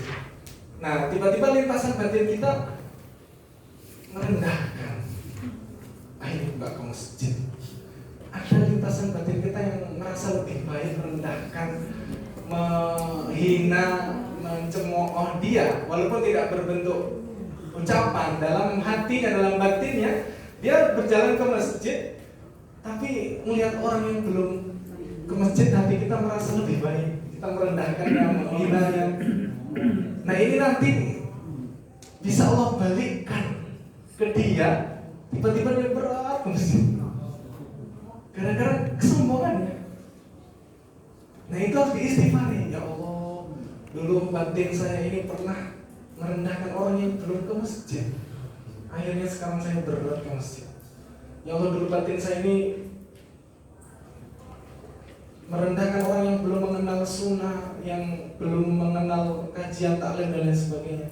Akhirnya sekarang saya jadi berat untuk ke kajian-kajian. Jadi Allah akan balikkan keburukan-keburukan yang kita merasa di situ kita lebih baik. Termasuk kalau istri kita suka digoda sama orang begitu, entah digoda lewat medsos, chatting, atau digoda secara langsung, coba lacak suaminya. Suaminya menjaga kehormatan wanita enggak? Kalau kita ingin istri kita dijaga, kita harus bisa menjaga kehormatan wanita. Jadi kalau istri kita sering digoda, berarti suaminya harus banyak istighfar. Astagfirullah. Jadi dua-duanya. Kebetulan di Jakarta ini lagi banyak kasus kayak gitu, medsos itu ya Allah. Jadi dengan kita sebagai suami menjaga kehormatan wanita lain, entah itu dia janda, single atau istri orang lain, dengan kita menjaga kehormatan wanita lain, Allah akan jaga wanita kita, anak perempuan kita, istri kita. Tapi kalau kita sendiri tidak bisa menjaga wanita lain, maka nanti istri kita juga akan begitu. Sama seperti zina. Zina itu hutang, akan dibayar sama anak keturunan. Ini dosa satu-satunya dosa yang diwariskan itu zina. Zina itu hutang, akan dibayar sama anak keturunan. Kalau sekarang si A zina, nanti keturunannya juga akan begitu. Jadi kalau sekarang kita zina, nanti anaknya jadi dizinain orang, anak perempuannya dizinain orang, anak laki-lakinya dizinain orang. Jadi beredar gitu. Zina itu hutang, jadi selalu akan kembali gitu. Makanya kita harus banyak istighfar terkait diagnosa yang kadang kita hidden di materi-materi kayak ini, tersembunyi, kadang terlewatkan gitu. Kita hanya fokus ke daun saja, ke penyakitnya saja, ke teknik terapinya saja, tapi kita nggak fokus ke akarnya. Padahal akarnya ini penting. Jadi lintasan-lintasan batin yang tidak Allah ridhoi yang pernah masuk ke pikiran kita. Wah, kita merasa lebih baik, kamu dia belum ke masjid, dia belum kajian sunnah, wah dia bid'ah dan lain sebagainya gitu kan. Atau kasus yang lain itu ketika ada yang agak berat ini, tubuh kita mengkhianati diri kita sendiri. Ini akibat gara-gara banyak barang haram subhat yang masuk ke dalam tubuh kita. Tubuh kita ini dibesarkan, tumbuh besar dengan barang-barang yang tidak Allah ridhoi, dengan makan makanan atau harta yang riba, mungkin subhat, nggak jelas uangnya. Ini jadi bahayanya nanti tubuh kita akan mengkhianati diri kita sendiri. Contoh, hati pengen ke masjid, sholat berjamaah, tapi kakinya nggak mau diajak melangkah ke sana. Nah itu contoh tubuh mengkhianati diri sendiri. Hati dan fisiknya nggak sinkron. Hatinya pengen ke majelis taklim, tapi kakinya nggak mau dilangkahkan ke sana. Padahal sudah membayar pelatihan, tapi nggak mau kakinya dilangkahkan ke pelatihan. Hatinya pengen baca Quran, tapi matanya nggak mau diajak melihat Quran. Atau hatinya pengen mengucapkan la ilaha illallah sakaratul maut. Hatinya pengen mengucapkan itu pas sakaratul maut, tapi lisannya terkunci, bisa mengucapkan la ilaha illallah.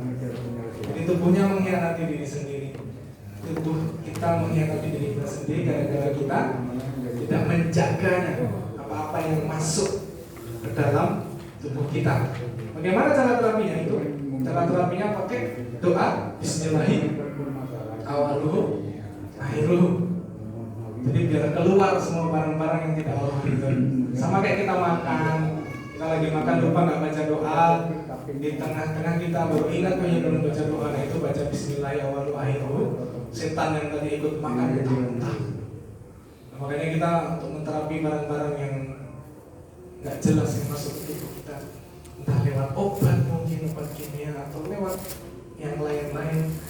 Kita baca Bismillahirrahmanirrahim, kita ulang-ulang, kita niatkan untuk mengeluarkan semua barang-barang yang pernah masuk ke dalam tubuh kita. Kalau pasien saya yang pejabat polisi itu, dia cerita ke saya gini, Ustaz, saya kalau uang merah itu nggak saya bawa pulang ke rumah. Uang merah di sini bukan uang 100 ribuan ya. Ini kalau Ustaz, saya kalau uang merah nggak saya bawa pulang. Beliau sangat menjaga. Walaupun beliau pejabat polisi, beliau sangat menjaga keluarganya. Jadi beliau tahu ini uang merah, ini uang enggak gitu. Jadi yang beliau bawa pulang ke rumah beneran uang halal semua. Yang uang nggak halal, yang merah-merah beliau, yang uang panas tadi beliau nggak bawa pulang. Itu orang biasa yang menjaga apa yang masuk ke dalam tubuhnya. Nah, kita sebagai terapis juga harus menjaga diri kita atau pasien kita, klien kita, untuk kita arahkan menjaga apa yang masuk ke dalam tubuhnya harus kita jaga. Terus hubungan dengan orang tua ini sangat mempengaruhi. Bahkan kita bisa gunakan untuk terapi orang yang banyak masalah, terapi orang yang banyak kasus, terapi orang yang banyak konflik. Cara terapinya banyak mendoakan orang lain. Kayak tadi tuh tulis 16, banyak mendoakan orang lain. Doakan orang tua setiap hari yang banyak. Itu jadi terapi, jadi obat. Asal kita mengerjakannya dengan sungguh-sungguh. Jadi kalau kita masih melihat seseorang tua kita itu adalah orang tua yang buruk, maka selama itu pula kita nggak akan bisa baik. Kalau kita masih melihat seseorang tua kita adalah orang tua yang buruk, maka selama itu pula kita nggak akan bisa baik. Entah itu dalam karir, dalam pengobatan, dalam yang lain-lain. Jadi kita harus merubah sudut pandang kita bahwa orang tua saya adalah orang tua yang baik, soleh, yang bertanggung jawab. Kita mendoakannya dengan doa terbaik. Kita dengan mendoakan orang tua ini bisa menjadi terapi yang bagus.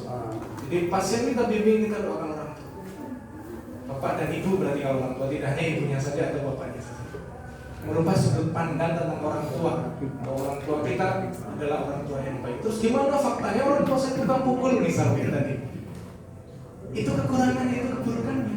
Kita harus punya sikap memaklumi. Kita maklumi orang tua saya ini manusia, mesti punya kekurangan, mesti punya keburukan. Justru dengan orang tua kita buruk itu berarti Allah menginginkan agar kita menjadi perantaraan hidayah untuknya, agar kita mendoakannya,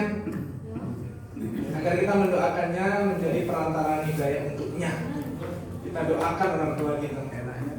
Jadi kita sikap kalau sama orang tua kita memaklumi itu keburukan orang tua, ya kita doakan agar diberikan ampunan, diberikan hidayah. Jadi dengan merubah sudut pandang orang tua, melihat seorang tua adalah orang tua yang baik, yang soleh, yang bertanggung jawab, dan mendoakannya ke orang tua yang banyak diulang-ulang, dan bersyukur kepada orang tua. Quran surat Luqman ayat 14, bersyukurlah kepadaku dan kepada orang tua, dan bersyukur kepada Allah. Setelah bersyukur kepada Allah, kita bersyukur ke orang tua. Kita mensyukuri orang tua kita, bersyukur kepadanya, berterima kasih kepadanya. Jangan berbicara yang nadanya lebih tinggi, jangan berbicara sama orang itu. Itu kalau kita praktekkan ke diri kita atau ke pasien kita, itu bisa menjadi terapi yang bagus juga, karena keridhaan Allah, ada ridhonya orang tua. Rezeki harta halal, riba sobat haram tadi sudah ya.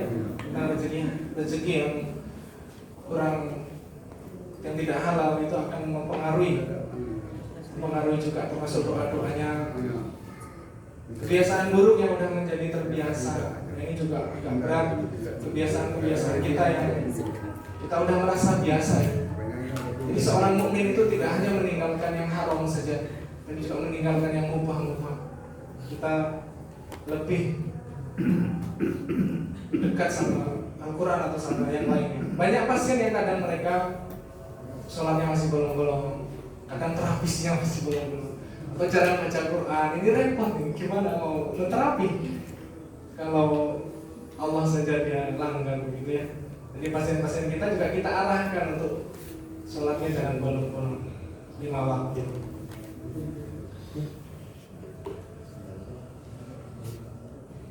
Mungkin itu ya tentang sudut pandang kebaikan. Jadi bagaimana kejadian buruk kita di masa lalu kita melihat dengan kacamata kebaikan, dengan kacamata husnuzon. Jadi tadi untuk menterapi umat yang sekarang terjangkiti virus egois, ya seperti tadi, tunaikan hak orang lain, hak kita minta sama Allah agar kita tenang. Jadi semua yang kita lakukan tidak mengharap balasan dia, tidak mengharap balasan manusia. Kita minta sama Allah, kita termasuk ke anak-anak, ke pasangan, atau ke umat gitu ya, ke pasien. Terus kalau terapi dihina gimana? Saya dihina, dicela, direndahkan. Ini juga ada terapinya. Ketika umat muslim manapun yang dia dihina, dicela, direndahkan, maka aku minta jaminan kepada Allah itu sebagai penyuci dan pahala baginya. Ini kata Nabi. Jadi Rasulullah SAW beliau meminta jaminan kepada Allah, hamba muslim manapun yang dia dihina, dicela, itu sebagai penyuci dan pahala baginya. Jadi kita yang ada kasus dihina, dicela, direndahkan, bersyukur gitu. Itu sebagai penyuci pahala bagi kita. Ada ini di modulnya, yang ini ada di modul, udah saya kirim PDF-nya. Jadi trauma di masa lalu, pengalaman buruk di masa lalu, situasi negatif di masa lalu, misal dikecewakan, tertekan, dipukul, dikhianati, marah, dizolimi, tidak adil dan lain sebagainya. Itu yang nanti kita terapi pakai terapinya Nabi Musa alaihissalam dengan pegang dada dan baca doa.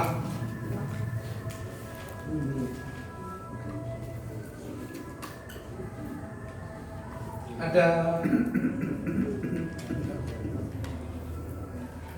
termasuk para akhwat ya, para ibu-ibu biasanya. Kalau ibu-ibu hari ini berat ibadahnya, nggak bisa khusyuk atau beda gitu, coba lacak perhatian ke suaminya gimana. Jadi dulu ada seorang wanita yang bertanya kepada saya, saya ini dulu saat gadis bisa menikmati keimanan, bisa menikmati ibadah, bisa merasakan kelezatan keimanan. Tapi kenapa setelah saya menikah saya kehilangan itu semua? Lalu saya ini bukan menjawab, tapi malah tanya balik, bagaimana perhatianmu terhadap suamimu? Wanita ini tersinggung. Saya ini tanya tentang ibadah, kenapa engkau tanya tentang suami saya? Lalu saya ingin menjawab dengan mengutip sabda Nabi bahwa seorang wanita tidak akan bisa merasakan kenikmatan dalam beribadah, kelezatan keimanan sebelum dia menunaikan hak suaminya. Jadi kalau dia ingin lezat, bisa menikmati ibadahnya, merasakan kelezatan keimanan, tunaikan hak suaminya. Jadi akhirnya obatnya seorang istri ada di suaminya. Bisa jauh-jauh ke Singapura, ke Malaysia, cari rumah sakit terbaik. Ada di rumah obatnya. Ada di suami kita, ada di orang tua kita, ada di keluarga. Jadi obatnya ada di mereka itu adalah obat terbaik dan jalan keluar bagi kita.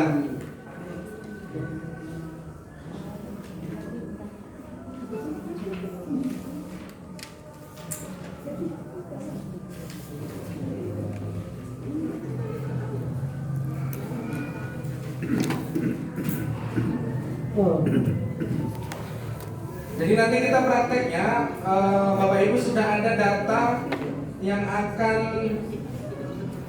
diterapi. Kan kita tadi ingin menterapi dada kita kan, yang batin kita ini isinya apa saja, itu yang akan kita terapi. Nah itu tadi ditulis ya. Peristiwanya ditulis semuanya lengkap, berikut dengan emosinya. Peristiwanya ditulis berikut dengan emosinya, mau masa kecil, masa remaja atau masa saat ini. Ditulis semuanya yang lengkap, peristiwanya berikut emosinya, karena itu nanti akan kita terapi, akan kita rilis begitu ya, akan kita keluarkan. Mana yang akan kita terapi, yang akan kita obati di dada kita. Jadi doanya kita meminta hikmah kepada Allah. Sama kayak doa tadi pagi, Rabbi habli hukmau wa alhiqni bis-sholihin. Ya Rabbu, berikanlah kepadaku hikmah. Doa meminta hikmah. Jadi kita semua ini harus banyak berdoa meminta hikmah. Ya Allah, berilah hikmah untuk suami saya, suami yang bisa bermasalah. Ya Allah, berilah hikmah untuk istri, berilah hikmah untuk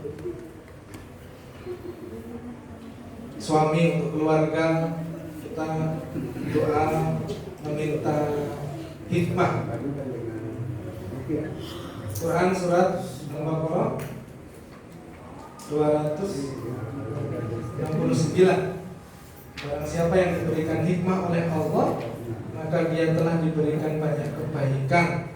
Jadi kalau kita ingin dapat banyak kebaikan, kita harus meminta hikmah.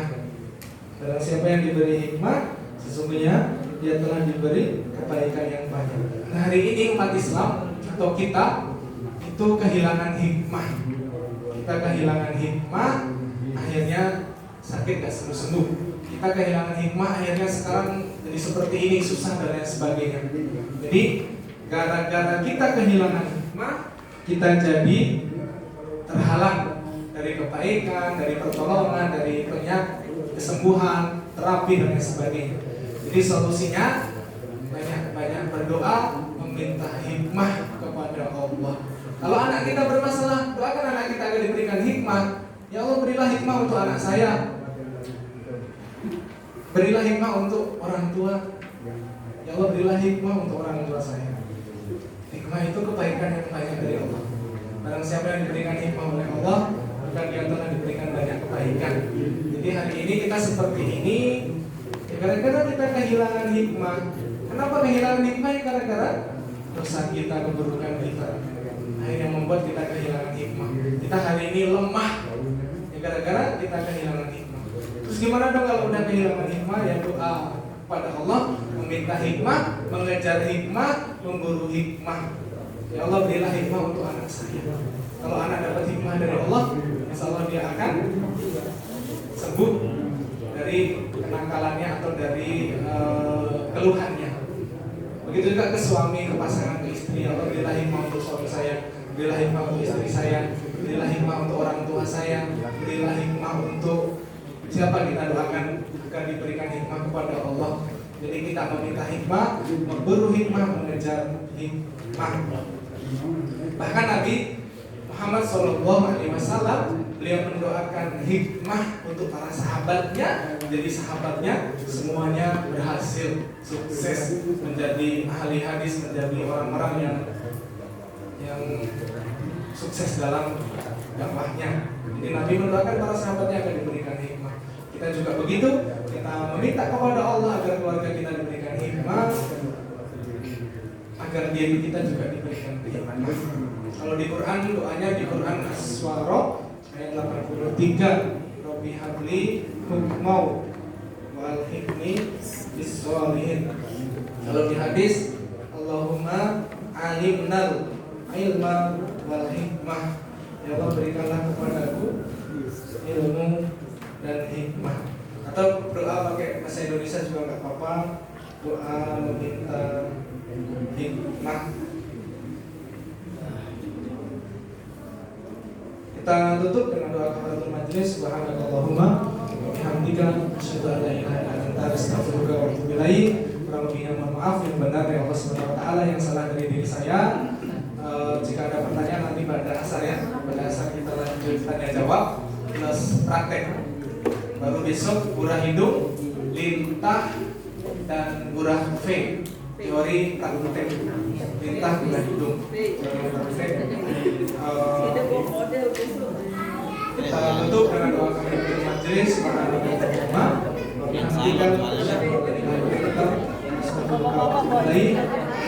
Assalamualaikum warahmatullahi wabarakatuh.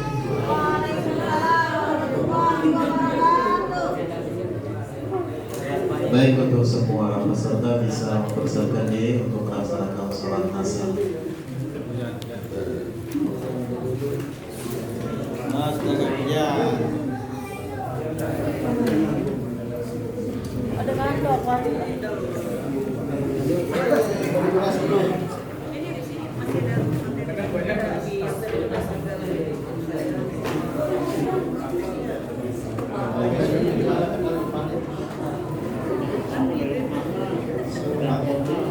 Ya bismillah, jadi persiapan kita sholat asar insyaallah karena kebetulan besok hujan, kami khawatir nanti basah, jadi bisa sholat di sini juga begitu.